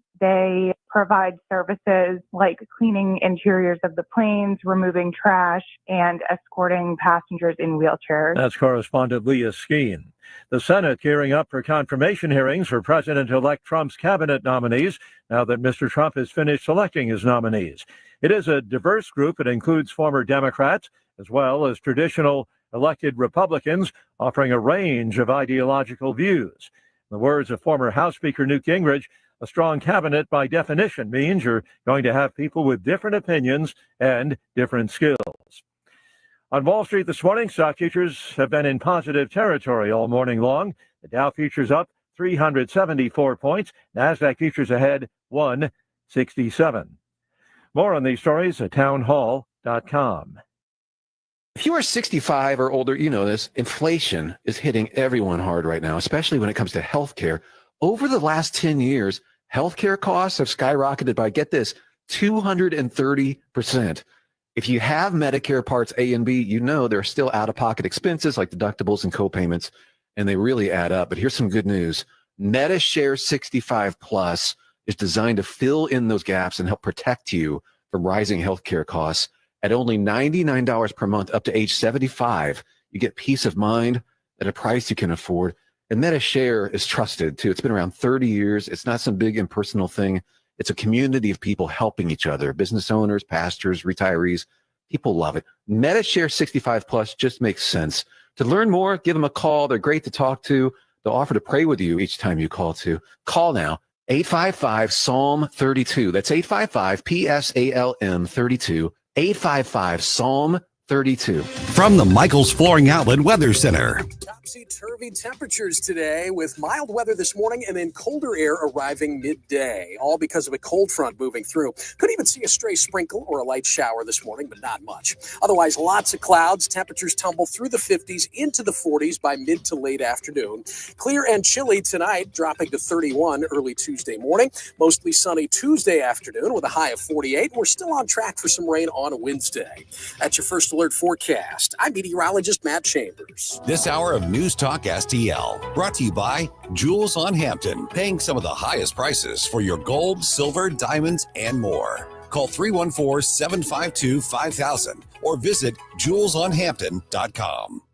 Tony Colombo here for the cleaning pros at Zero Res, the team we trust with keeping our home clean and healthy. And the folks at Zero Res know how important it is to you to have a clean, healthy home this holiday season. And that's why they have this great offer for you right now. Book a cleaning with Zero Res in November and mention the Colombo special, and you'll get 3 rooms of carpet cleaned starting at just $129. Plus, you can take $75 off an air duct cleaning. Again, just mention the Colombo special when you call 314-474-2020 or when you book online at ZeroResSTL.com. Attention St. Louis small business owners. Dive into the power of video with Blue Ocean Media Group. We create affordable, eye-catching content that makes waves on social media and strengthens your brand. Don't let big budgets hold you back. Our professional team delivers pro quality at small business prices. Boost your online presence, engage customers, and watch your business grow. Visit blueomg.com today to start your video journey. That's blueomg.com. Mike Ferguson. It's a miracle we're not in prison. Gabe Pfeiffer. Are you kidding me? Get up! Get up! In case you hear the alarm. Get up, St. Louis. Yeah, it's kind of a thing. Mike Ferguson in the morning on News Talk STL. Get up! Get up! This is your cousin Bob.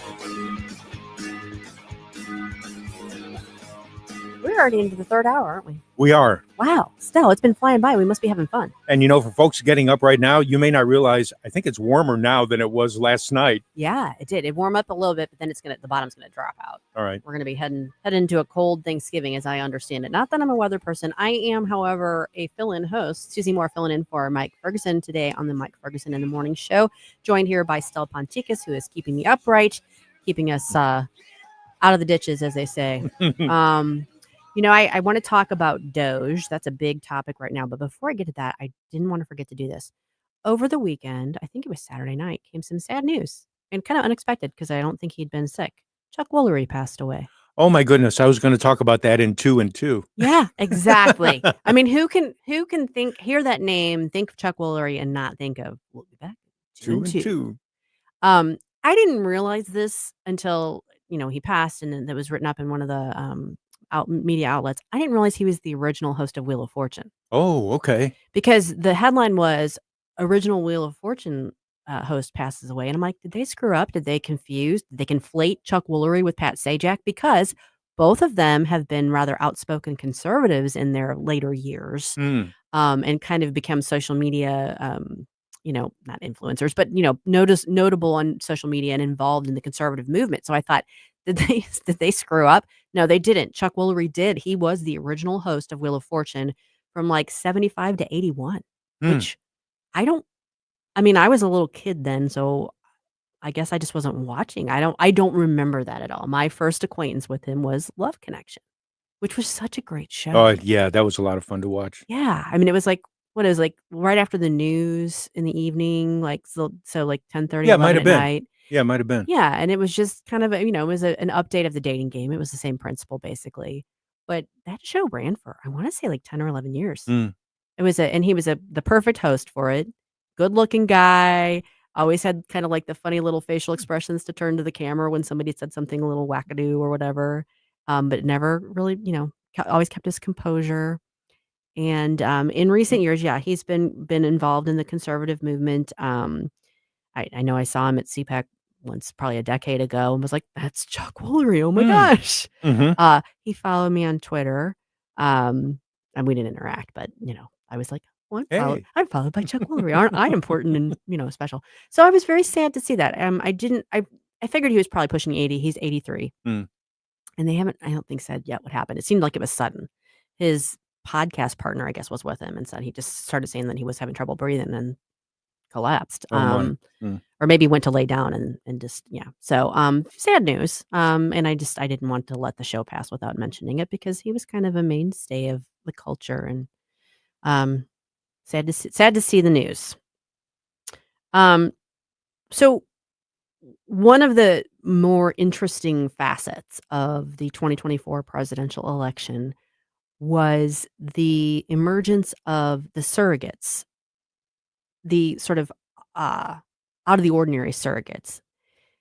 Donald Trump amassed a group of people around him towards, from the summer on in his campaign, of not traditional politicians, not your state senators and, governors, that sort of thing. But you had some of his prior opponents, Vivek Ramaswamy, who ran for president before dropping out, but who was always very careful not to insult Donald Trump in all of his. He was insulting every other candidate except Donald Trump. So I think it wasn't a big surprise that he quickly became a surrogate.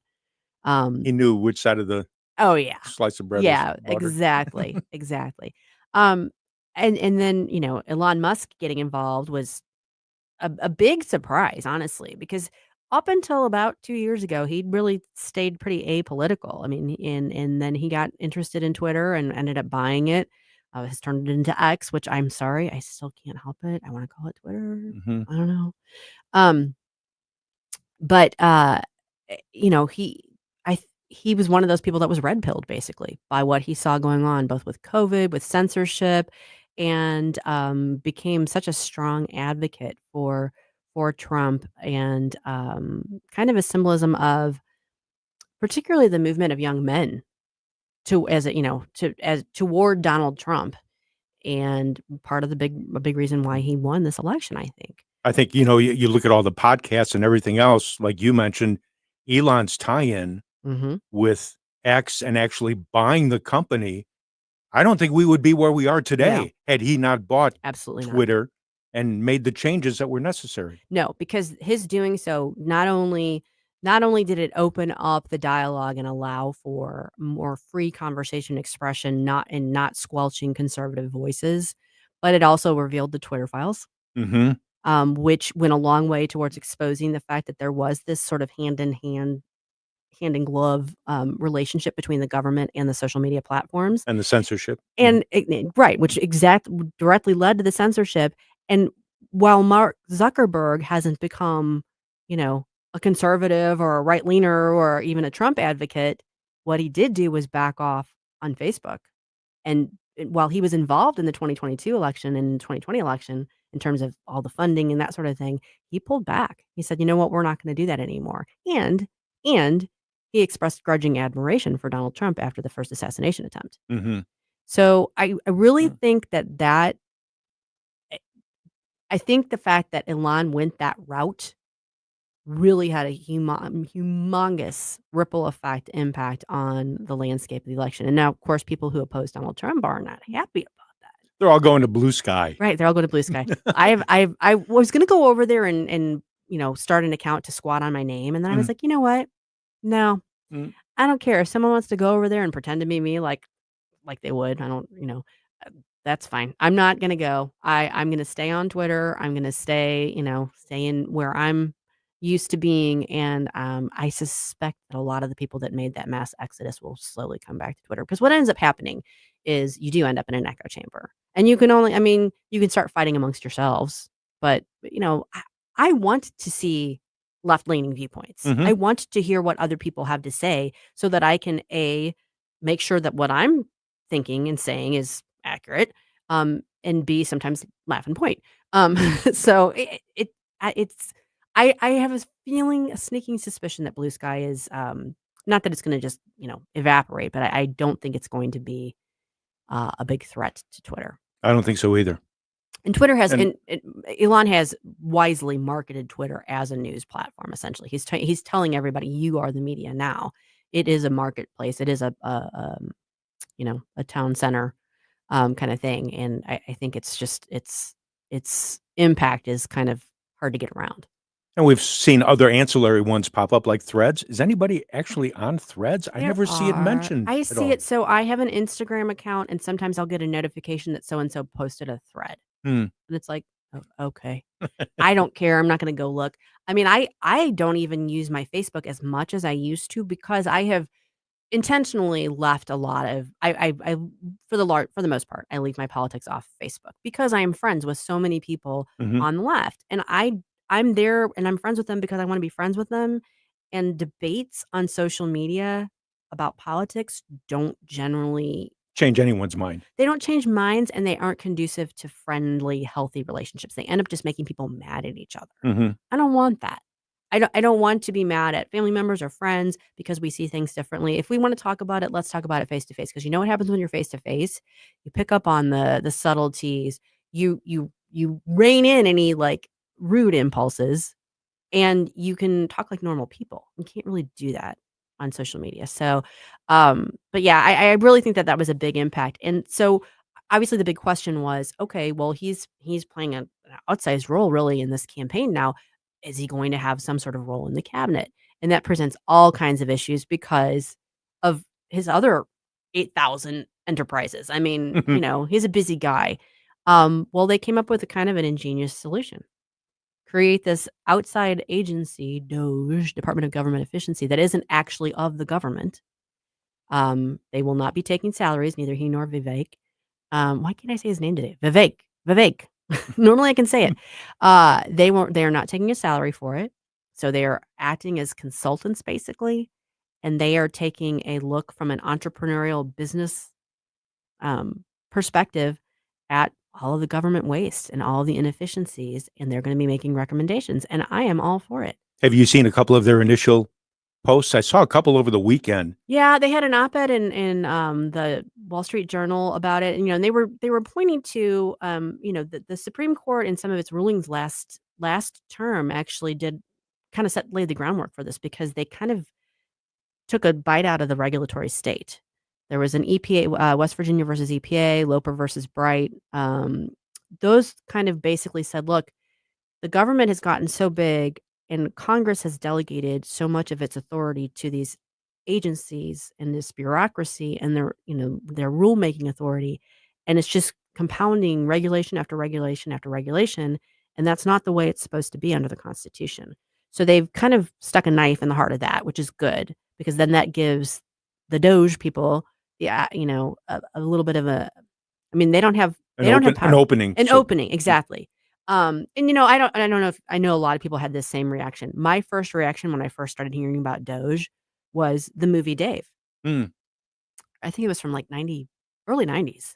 Kevin Kline is basically a doppelganger for the president. And the president has some sort of medical emergency and is in a coma, and they bring him in, and I think he was like an accountant, and they bring him in to play the role of the president till the president gets better. Like they're going to try and fool everybody. And while he's there, he sets about like, well, this isn't efficient. Well, this is stupid, and very, methodically kind of does the right thing and helps get, make government efficient. So it's hard not to see that parallel there. And, the people are taking this seriously, that the congressional committees are being staffed to work hand in hand with their department.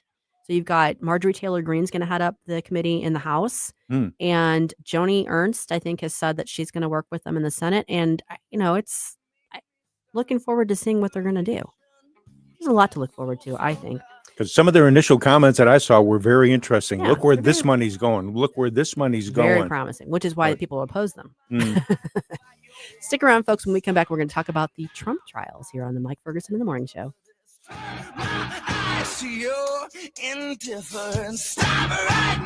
Get up, St. Louis. It's Mike Ferguson in the morning. Get up,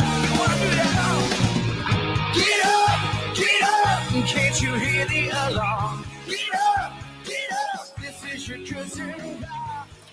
I'm so tired of my water smelling like rotten eggs. Iron foul. It makes my clothes and home smell. And my sink and faucet look dirty. I'm calling Jones Air and Water Treatment for their solution to this pollution. Jones Air and Water Treatment has a solution to your pollution. Call now for your free water analysis at 636-899-1040 and live with clean, great-tasting water. That's 636-899-1040 or joneswater.com on the web. Call us now. Craving real barbecue, St. Louis? Your search ends here. 4 incredible locations, Bogart's, Dale Smokehouse, and 2 Pappy Smokehouse spots, each serving up mouth-watering, slow-smoked perfection. Only the highest quality meats, prepared with love and care by our friendly staff. From ribs to brisket, our full menu has something for everyone. Dine in for lunch or dinner, or let us cater your next event. Bogart's, Dale Smokehouse, and Pappy Smokehouse. Where smoke meets delight, every bite is a highlight. I'm Dr. TJ, owner of the Institute of Natural Health, co-owner of Optimal Nutraceuticals, and the host of Wellness 101. Wellness 101 is designed to cut through the nonsense and provide you common sense, science-based information regarding health and wellness. On the show, we discuss topics like thyroid health, gut health, hormone optimization, and many others. Our show airs Saturdays at 10 a.m. and 2 p.m. and Sundays at 11 a.m. and 3 p.m. right here on News Talk STL. For more information, visit us at inhstl.com. That's inhstl.com. Hey, Columbo here for Rockwood Charcoal. Rockwood is made from 100% pure Missouri oak and hickory, so you're cooking with the best and supporting local industry and a local business all at once. There's over 100 area Rockwood retailers. Find yours at rockwoodcharcoal.com. 1019 and 94.1 News Talk STL. Live and local. Listen to what those local folks are telling you. News Talk STL.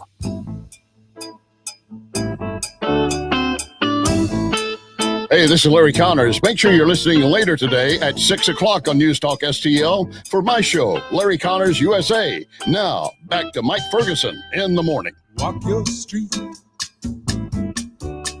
and I walk mine.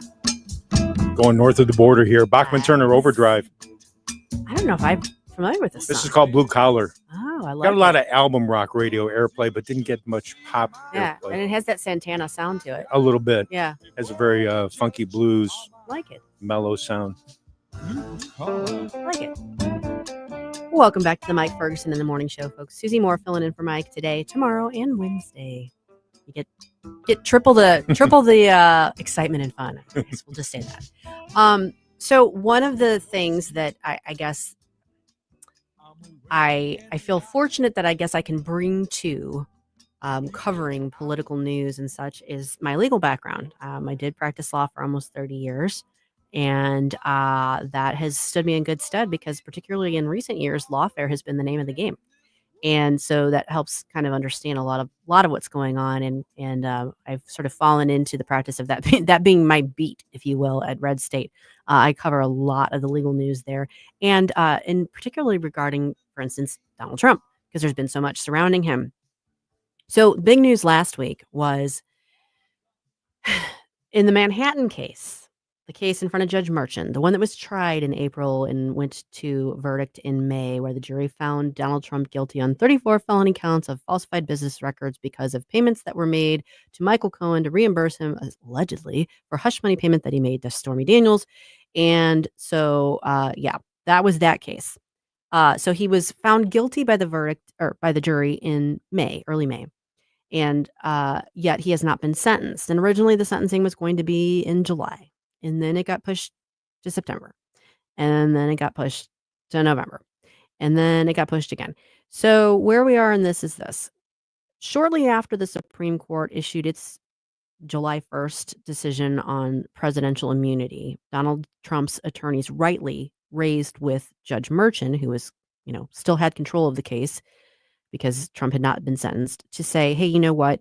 Under this ruling, some of the evidence that came in during the trial shouldn't have come in because it's not just that the president is immune for actions that are within the his official capacity, but evidence that's garnered from him acting in his official capacity should also be excluded. Now, it's not absolute immunity. It's a presumption of immunity when he's doing official acts, but the evidence shouldn't come in. And a lot of the evidence that was brought in during the trial involved his assistant and Hope Hicks, people that were serving him in his capacity as president in the Oval Office and doing the administrative tasks around him. And so some of that shouldn't have come in. I think his attorneys basically said none of it should have come in. But even so, the point was that the judge needed to take a look back at the evidence that he allowed in at trial and say, you know what? If some of this shouldn't have come in and could have affected the outcome, then he's entitled to a retrial. And so they asked him to take a look at that. And then he was going to rule on that earlier in November. And then it pushed it back a week. And then the election happened, of course.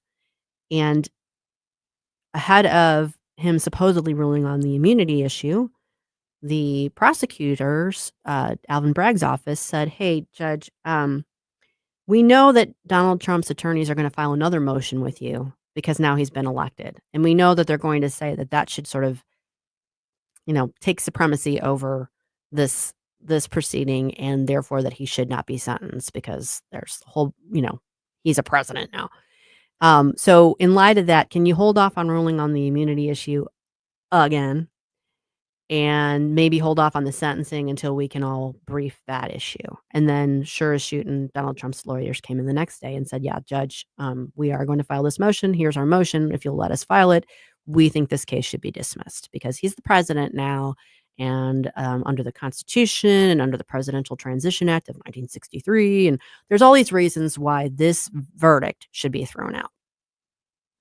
So Judge Merchant has now postponed again the sentencing, which was supposed to take place tomorrow, and said, okay, Trump lawyers, you give me your brief by December 2nd. Alvin Bragg lawyers, you give me your response by December 9th, and then I'll, make a ruling after that.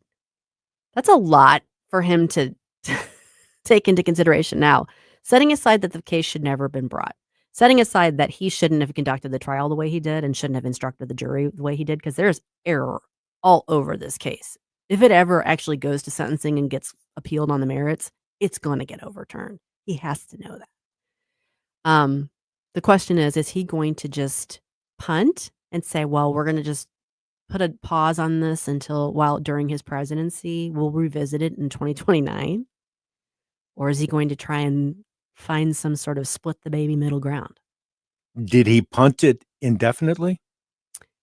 So what's not indefinite is their deadlines to file their briefs. Okay. But he hasn't given a date as to when he will rule then. Now, he might, after the prosecution files their brief, say, okay, I'm going to rule by December 31st or before January 20th, whatever. He might give a deadline, but of course, those deadlines keep getting pushed back and pushed back and pushed back. So I don't know. He doesn't, there's not a constraint that says you have to rule in 10 days. There isn't. So he could hold on to it indefinitely. I don't think he's going to want to hold it in this complete limbo, past the inauguration. I think he's going to either say, look, we're just going to pause. We're going to stay the case until the end of his term, which is January of 2029. So then nothing will happen in it. It'll be in this limbo. He will have been found guilty by the jury, but he will not have been sentenced. So technically, he's not even a convicted felon. People forget that. People say when he was found guilty by the jury, he's a convicted felon. Well, technically, he's actually not. Mm-hmm. But they're going to say it anyway. So it's just going to stay in limbo. Or he could say, given all of these factors, given all the circumstances, in the interests of justice, I'm going to set aside the verdict. The prosecution can decide if they would like to rebring the case after he has served his term. I don't think he's going to do that. I don't think he's going to sentence him. I don't think he's going to actually rule and say, no, you're not immune. The verdict stands, and no, these interests that you've raised don't matter. I'm going to sentence you to, 30 hours of community service and a $10,000 fine. He's never going to incarcerate him. I guarantee you he's not. I don't think he's going to do that, though, because as soon as he does that, as soon as he issues a sentence, Donald Trump can appeal the case. And I do think this is a case that will be overturned on appeal, on the merits. Whatever you think about any of the other cases, this one in particular was really, really screwed up the way that they did it. And so I think that the easy out for the judge is to either just stay the case indefinitely past his first term, or, he could say, I'm going to just set aside the verdict, but I think this guy's too invested in it to do that. And this is the judge, correct me if I'm wrong, isn't he the one who has the daughter who's done a ton of fundraising on the Democratic side? So the issues still were still raised as to whether or not he should have recused. There's also still this weird issue out there about whether the case should have been removed to federal court. Donald Trump tried to do that twice and was shot down, but there's an appeal still pending about whether or not he should have been allowed to remove the case to federal court. I don't know what's going to end up happening with that. The federal court cases, the criminal cases against him that were brought by Jack Smith, those are going away. Jack Smith's wrapping things up, closing down his office, probably getting out of Dodge. And those aren't going to come back. And the Georgia case, it's kind of, it's in limbo too, because they're waiting for the Court of Appeals to rule about whether or not Fonnie Willis can stay on the case. They just canceled oral argument on that, which means they're either going to rule they're probably going to rule on the briefs. So that ruling could still come down. And we're still awaiting. It's so confusing with New York courts in particular. He was tried civilly in front of Judge Engeron at the beginning of the year, that the case that Letitia James brought against him. And that's the one where he got the $454 million fine and all that stuff. That case is up on appeal, and that New York appellate court has heard oral argument on it. They heard it in September. And I mean, they could rule tomorrow. They could rule Thursday. Well, they're not going to rule Thursday because it's Thanksgiving. But their decisions come down Tuesdays and Thursdays. They could rule any day now and say Engeron got it wrong. We're reversing, or we're reducing the judgment. All those things. So, as somebody who watches this stuff closely and writes on it, I mean, I just sat here and babbled for, 10, 15 minutes about it. I'm not sure how much of that was coherent, but there's just so much to follow. Engeron was the E. Jean Carroll, correct? No. That was Lewis Kaplan. Oh, okay. That was All a right. federal judge. Okay. Engeron is a New York State judge. Okay. He's the one with the white frizzy hair that kind of like preened in the camera.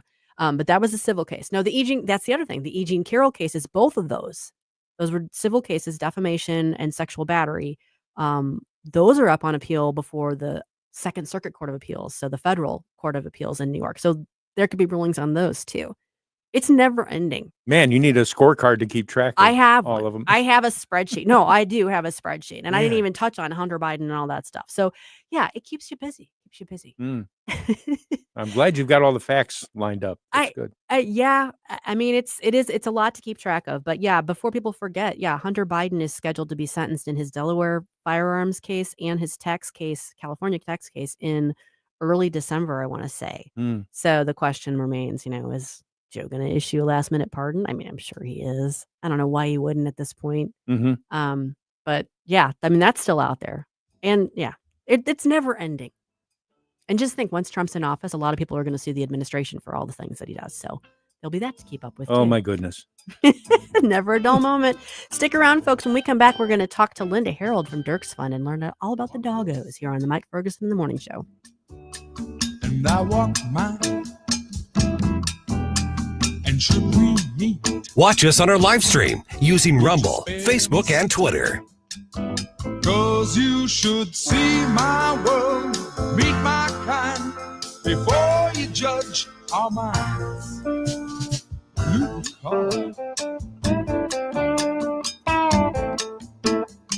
Get up. It's Mike Ferguson in the morning. From the Michael's Flooring Outlet Weather Center. Topsy-turvy temperatures today with mild weather this morning and then colder air arriving midday, all because of a cold front moving through. Could even see a stray sprinkle or a light shower this morning, but not much. Otherwise, lots of clouds. Temperatures tumble through the 50s into the 40s by mid to late afternoon. Clear and chilly tonight, dropping to 31 early Tuesday morning. Mostly sunny Tuesday afternoon with a high of 48. We're still on track for some rain on Wednesday. That's your first alert forecast. I'm meteorologist Matt Chambers. Fox News commentary. Why is the Biden administration quietly loosening migrant monitoring policies in its remaining months in charge? I'm Tommy Lahren. More next. Did you know your life insurance is an asset you can sell? I'm Jay Jackson, CEO of Abacus Life. For almost 20 years, Abacus has been purchasing life insurance policies from seniors just like you. And at abacuspays.com, we've created a free policy value calculator so you can find out the worth of your policy in just seconds. There are no fees and no obligations. Get real value from your life insurance when you need it with Abacus. Learn more at abacuspays.com. If letting 10 million plus illegals waltz into our country weren't enough, now the Biden administration is quietly loosening migrant policies before Trump and his team take office. Get this, the Biden administration plans to launch an ICE portal app starting early next month in New York City that will allow illegal immigrants to bypass in-person check-ins at local ICE offices. Now, the unvetted illegal immigrants roaming our streets will have even more anonymity and ability to skirt accountability. Reports suggest up to 100,000 migrants will be enrolled in this first phase of the program. Another shady initiative may allow migrants to contest government orders to undergo electronic tracking while they await immigration hearings. You have to ask why Democrats are so hell-bent on aiding and abetting illegal immigration at the expense of American citizens. With these obvious and skewed priorities from the left, is it really any wonder Donald Trump won the election? I'm Tommy Lahren, and you can watch my show, Tommy Lahren is Fearless, at Outkick.com. Hello, this is Jay with Titan Hill Armory in Washington, Missouri. We are a small family-owned business specializing in firearms and accessories. We buy, sell, and trade and have over 2,000 firearms in our store. We're open Wednesday through Friday, 10 a.m. to 6 p.m., and Saturday, 10 a.m. to 3 p.m. Check us out at 1807 East 5th Street or online at TitanHillArmory.com. Titan Hill Armory, your source for firearms, ammunition, accessories in Washington, Missouri. Again, that's TitanHillArmory.com. On December 19th, gather with the people who keep us safe. The David Dorn Foundation invites you to Cheers and Charity Christmas Happy Hour at Toy Drive. If you have a heart for our heroes, join us for just $20. Enjoy a festive evening of food and fun. Kids under 12 are free. Bring a toy or gift card for first responder families in need. Santa will be there for photos with the little ones and the big ones too. All the proceeds help our heroes. For details, visit dornfoundation.com. News Talk STL is proud to have Doug Voss of Safe Money Radio as part of our lineup each week. Doug has been a staple on the St. Louis radio airwaves for many years as one of the leading financial experts in the area. You can now hear Doug and Safe Money Radio 3 times every weekend on News Talk STL. But in case you miss anything, you can check it all out at DougVossSafeMoneyRadio.com. You could also reach Doug at 844-6766. That's 844-676-7233. Doug Voss is a registered representative. Securities offered through DHL Securities, LLLP. Member FINRA and SIPC. With the average funeral bill over $9,000, are your loved ones prepared? Speak with Benjamin Schaefer at Senior Memorial. Contact Benjamin at memorialplans.com. Memorialplans.com. Senior Memorial, everlasting protection.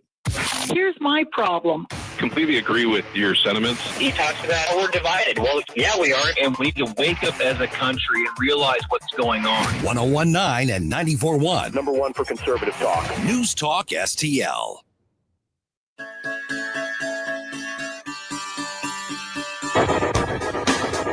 Hey, this is Todd Showalter. Join me on Saturday at 5 as I try to put some fun back into this dysfunctional radio station. It's The Right Mind Show with me, Todd Showalter, at 5 on Saturday. And, you know, speaking of dysfunctional, let's get back to Mike Ferguson in the morning.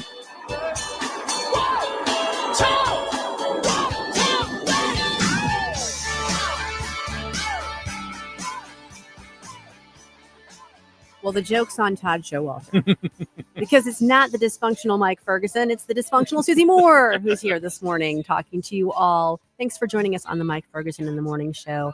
I am really, really pleased to be joined now by Linda Herrold, who is one of the board members for Dirk's Fund. For those of you who aren't familiar with it, it is a large breed dog rescue organization, one that I've been, volunteering for 4 or 5 years now, and where I've gotten two lovely golden retrievers. And I wanted to have Linda on to talk to us not only about the shelter and maybe what some of the needs are there, but also an exciting upcoming event. So welcome to the show, Linda. It's good to talk to you. Thank you for having me. I appreciate it. Absolutely. Well, before we get into this upcoming event, tell folks a little bit more about what Dirk's Fund is, what we do, that sort of thing. Well, Dirk's Fund has been around for over 40 years. They just started rescuing dogs back in the 80s, and it grew from there. We now have a full shelter down in Pacific where we house dogs waiting for adoption. We have volunteers who come 3 times a day to let the dogs out and play with them and feed them and generally love them as well as they love their own. So we have several dogs that are waiting for adoption. If anybody's interested, you can go on our website, dirksfund.com, and see who we've got. Yes, I encourage people to do that. There's also a Facebook page for Dirk's Fund, and there's lots of ways you can find out about the dogs that are there.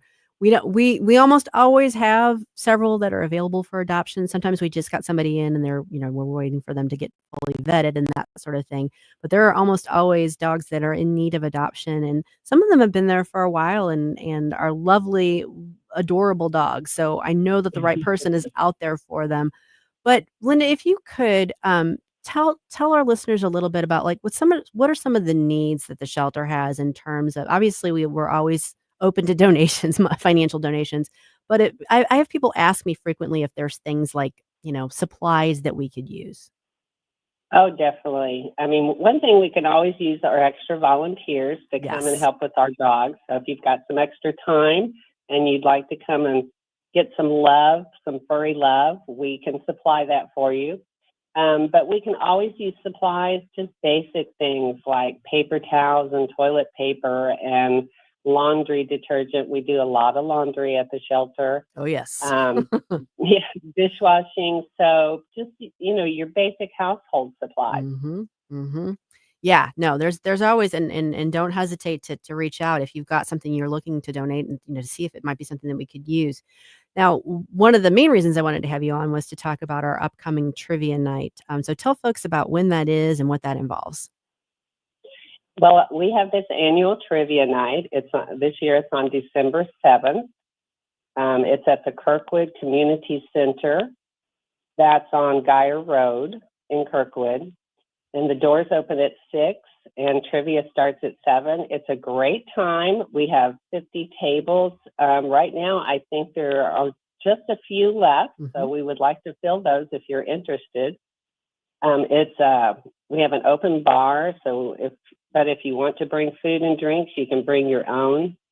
We have a huge silent auction. And can I put a plug in for someone who gave us a lot of stuff? Absolutely. Yeah, go right ahead.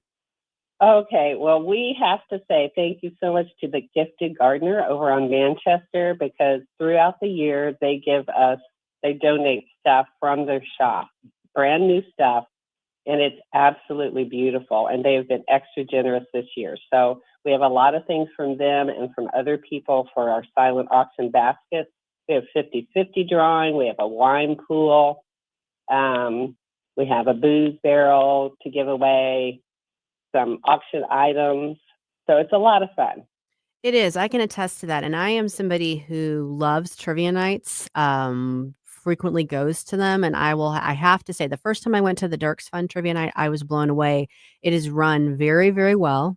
It is a huge event. The community center is packed full of people, but as Linda said, there's still a few tables left. And we would love to fill them all.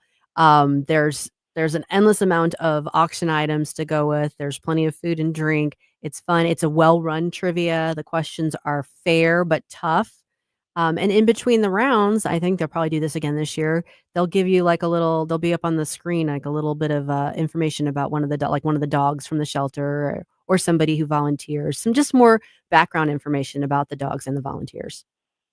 Yes, and this year we have a couple of slideshows. We've got one of the volunteers that work at the shelter, that it also includes our dogs, of course. And then we have a really great slideshow that one of our volunteers has put together of all the adopted dogs that we've adopted this year. And I have to say, we have adopted a record number of dogs. Really? Almost 90 this year. That is hard to wrap my brain around, and I deal with them every Saturday morning. So I've met them. I've met them all except for I didn't get to meet Goose. Goose was in and out before I got to meet him. But I've met them all, and as a dog lover, I'm going to take a little point of personal privilege here. I wasn't ready to get another dog after I lost my Pringle, who I'd gotten from Dirks Fund in 2008. I wasn't ready. I was in an apartment. I just, I wasn't in the right space for it mentally or physically. But I wanted to do something, and I love dogs. And so I decided to go ahead and volunteer one day a week, Saturday mornings, bright and early, at the shelter. And I can't say enough. It was probably the best thing I've ever done. So for anybody who loves dogs, but for whatever reason doesn't, or maybe they already have 3 and they don't want another one, but they still want to do something, I really, really encourage you all to reach out and see about volunteering. It is the most rewarding thing I've ever done. And as Linda said, you get plenty of love from the puppies in the process. You get your fix. I lasted for 2.5 years without falling prey to the thing. I mean, people would say, "Oh my gosh, you share these pictures of these dogs. How do you not come home with all of them?" I'm like, "Oh, it's tough, but I manage." So I made it almost 3 full years before I got suckered in, and now I've got my Daisy. I wouldn't trade her for the world.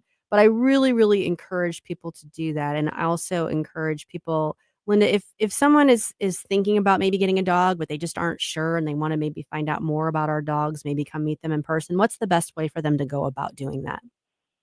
We would love to have you come to the shelter. We're open to the public on Saturday and Sunday from 10 to 2. And if you just want to drop by and just see the dogs and get a few pats in, that's perfectly fine. We would love to have you. Absolutely. I highly recommend doing that. But be warned. Mm-hmm. You're probably going to fall in love. you may end up going through with it and bringing home a companion. So but I highly recommend people do that. And if people want to find out more about the trivia night, where's the best place for them to look? We do have a flyer up on our website, the dirksfund.com website. You can always call the Dirks Fund number, which is 314-966-3326, and I'll be happy to talk about anything that you would like to talk about. That would probably be the best thing. All right. Well, that's good to know. And, one of the questions that I'm asked regularly is where we get our dogs from. Are these strays? Are they, owner surrenders? What's the background of them? And I know it's a variety, but tell us a little bit more about that. It is a variety. There are so many dogs out there. This has been a very, very tough year. We've had all the shelters have been very full. People are dumping dogs left and right or can't afford their vet care because vet expenses have just skyrocketed. So we get dogs that have been dumped. People have found them. We get dogs from people who cannot afford their vet care or, some life circumstances have happened that they can't keep their dog. We get dogs from breeders that no longer want to breed them. So we get dogs that are in the 5 and 6 year old range. From breeders, sometimes we get puppies, not very often. Right. But occasionally we do get the puppies from the breeders. That's probably most of it. I get a lot of phone calls. Oh, yeah, I bet. Yeah. I bet. Yes. I bet. Well, Linda, thank you so much for joining us. Tell us one more time where people can find out more about Dirk's Fund.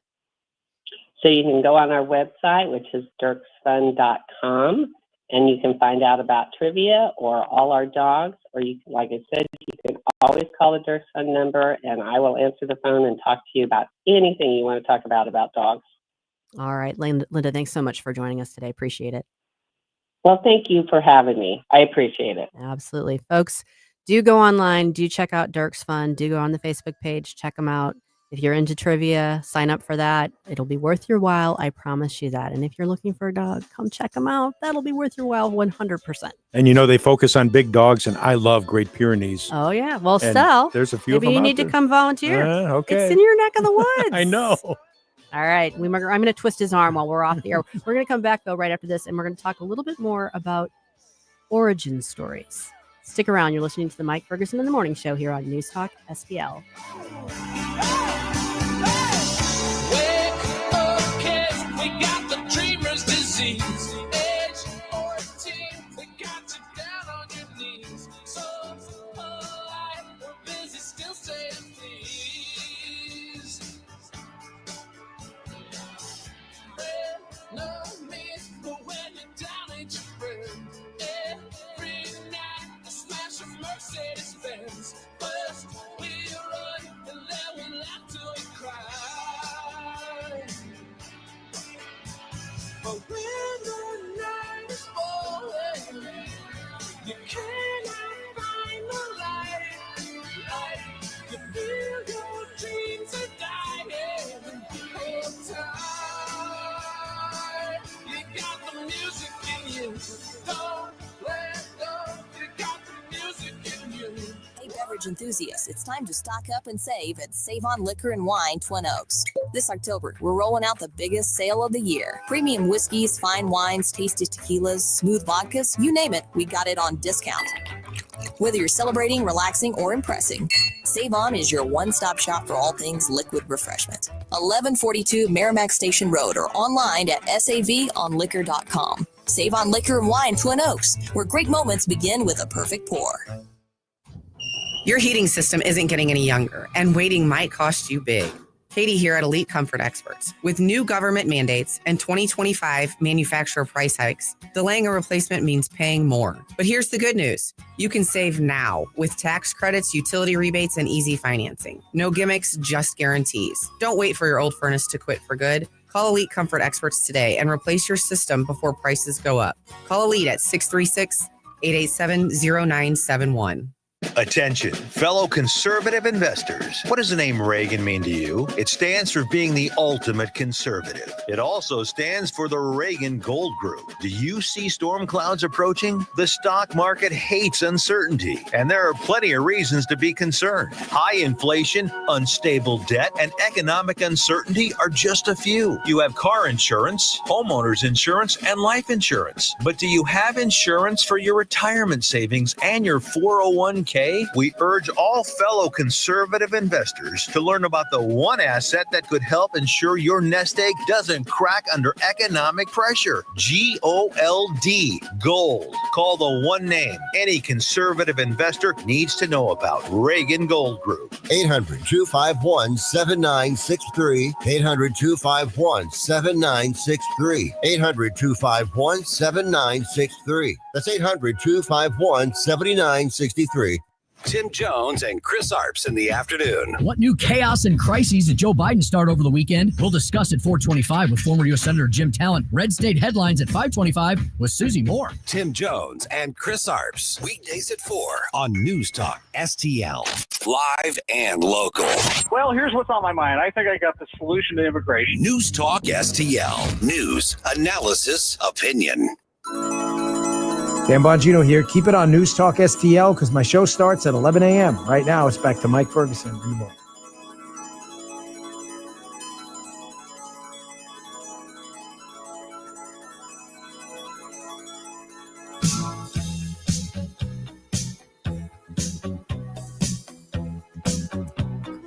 Is that Fleetwood Mac or just Christine McVie? It is Fleetwood Mac. Okay, I thought so. And there are times when they get mixed up. Yeah, well, because she had her solo stuff out and folks think Right? it's Fleetwood Mac. This is why I asked. Good trivia to know. Yeah. Keep that in mind if you're going to sign up for Dirk's Fun Trivia Night. Hey, you're listening to the Mike Ferguson in the Morning Show. I'm Susie Moore. I'm filling in for Mike today, tomorrow, and Wednesday. We just have a few minutes left in the show, but I wanted to talk about origin stories. So one of the most fascinating aspects of Elon Musk taking over Twitter, now X, was the fact that he's so involved with it. Sometimes you wonder, like, what else is he doing? Because he tweets a lot. Maybe more than Donald Trump did. I think that's why they're like simpatico. I think they're kindred spirits for sure. But he was on a tear over the weekend, and one of the things he said was, X is the group chat / collective conscious of Earth. Well, of course, he's promoting his platform, of course. But I thought it raised a good point. And it's the town square. It is the kind of a way that so much information and news is exchanged these days. It's like it's everywhere. It is everywhere. And so I responded and I quoted and I said, he's right. But I joined it before he did. I went and looked. He joined in June of 2009. I joined in August of 2008. And so I asked people, what's your Twitter origin story? I can tell you mine. And it's all Nancy Pelosi's fault. 1st of August, 2008, she was the Speaker of the House for the first time. And there was some debate going on about, I think it was about offshore drilling. And she was done talking about it, but the Republicans wanted to keep talking about it. And she said no. So she turned off the mics, turned off the lights, and basically shut down the House floor. And the Republicans were like, we still want to be having a debate about this. So they kept talking. And there was a congressman from Texas named John Culberson. I was not familiar with him before this, who used, and of course this was 2008, so the technology wasn't quite what it is today, but he was live streaming it essentially on his phone. He was videotaping the Republicans, because C-SPAN shut down too. They're not, they basically are at the mercy of whoever's in control of the House, as far as covering it. So there was no broadcast of what the Republicans were saying. So he videoed their continued discussion. It was almost like a mini filibuster, but they don't have that in the House. He videoed their discussions and then put it out on this platform called Twitter. And I'd heard of it at that point, but I hadn't really gotten onto it. But it was interesting enough. I'm seeing news reports. They're talking about, they're basically holding this sort of sit-in on the House floor and talking about an issue that was important. And they're using social media to get around Nancy Pelosi having turned the lights out. So I was intrigued enough that I went ahead and I signed up for an account. And the first person I followed was John Culberson, who followed me back at one point. He's no longer in Congress, I don't think. But yeah, that's how I ended up on Twitter. Now, from there, it gets even, I don't know, more. There are more twists to this story. Let's More put it that way. intriguing. More intriguing. So because I signed up on Twitter and eventually started following political Twitter, for a while I was following like Real Housewives stuff. I was just using it mostly for entertainment, but then I started getting involved with political Twitter, conservative Twitter, blog Twitter. And that in turn got me involved in the conservative movement. That's how I got to know the people that ran FTR Radio, which is where I had my podcast for 5 years. That's how I got involved with the people from Red State. That's how I became part of Red State. That's how I came to News Talk STL because of those connections. So the course of my life, I can point to and say directly was impacted by Twitter. That's how I made so many of the connections that exist in my life today. And so on a micro level, Twitter changed the course of my life. And I would say largely for the positive. I mean, there are times when it's it's a negative because it's a time suck or you're getting involved in, in a terrible fight and it's not productive. But, there are other factors involved, of course, but had I not done that, I wouldn't have met and gotten to know most of the people that helped me change my career path and change the course of my life. So that was around 2008. That's when I first joined. How many years was that after you made your political change? About 4. Because in 2004, I voted in the Democratic primary for the presidential election, thinking that I would be voting in the general as a Democrat. And between August and November, I changed and I voted for George W. Bush. That was my first Republican vote cast. So that was as I was kind of going through that transition from liberal to conservative. So I was already conservative when I joined Twitter. But yeah, that affected me. So like we were talking about earlier, Stell, think about how much his purchase of Twitter affected the course of world events hugely. Huge, as they might say. Yes, indeed. Yeah. I don't even want to think about there was a point in time in, I would say, late 2021, early 2022. We were still in the midst of COVID. Everything just felt very dark and dim. It felt very constricted. You had to be very careful about what you said. The radio station found that out several times. You said one wrong word and all of a sudden you're kicked off of YouTube. Yeah. Said you're a conservative talk station on Facebook and had your ads demonetized or taken down. I mean, for saying you're a conservative, it's mind-boggling the extent to which we were being censored and squelched, and it just was very oppressive feeling. And it didn't. I don't know. I didn't hold out a whole lot of hope for how things were going to look. And speaking of oppressive, I heard a couple of folks comment over the weekend that they've gone back to D.C. in the past couple of weeks, and it feels much different now in D.C. from lighter? even how it felt a month ago. Like lighter. Yes. Yeah. No. You can walk around the streets and actually feel a sense of there's a positive energy. Exactly. Yeah. No, I agree. And I mean, Donald Trump is not going to fix everything. No. But just the fact that the people were able to have their voices heard and win this election, that's giving people a lot of hope, and it's given them cause for optimism. And I hope that it's borne out. But yeah, I agree. There's definitely a lightness that you feel now it certainly wasn't there 2 years ago, and it wasn't even there a month ago. So good for you, Alon. Thanks for buying Twitter. We appreciate it. Thanks for listening, folks. You've been listening to the Mike Ferguson in the Morning Show here on News Talk STL. Susie Moore, I will be back in the hot seat tomorrow and Wednesday, so please be sure to join us then. Coming up next is Vic Porcelli here on News Talk STL. So perhaps my work here is done. Perhaps it's time that I moved on to a place where there's stuff to do.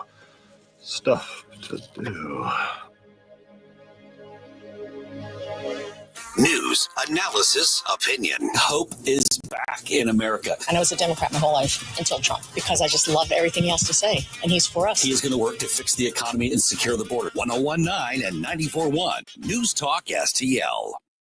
Tim Jones here. For lunchtime, Capriati's cannot be beat, and I love the grilled chicken parmesan at Capriati's.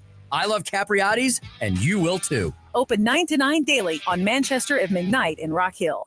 Hey, Colombo here for Intervine, a great local company that has customers all across the country due to the quality of their products. Intervine has the best flashlights, lanterns, headlamps, and even batteries, including the new Monster 2000 Lumen waterproof lantern and the Sentinel 2000 self-defense flashlight. Our home and vehicles are full of great Intervine products, and right now you can shop their website and get 25% off your entire purchase just by using my name, Tony, as your promo code. That's promo code Tony at Intervine.com. Ready to soar beyond your limits? The U.S. Air Force and Space Force offer more than just a job. It's a launch pad for your future. With over 200 career paths, competitive pay, benefits, free education, 30 days paid vacation, and a chance to travel the globe, all while serving your country with pride. Your journey starts here.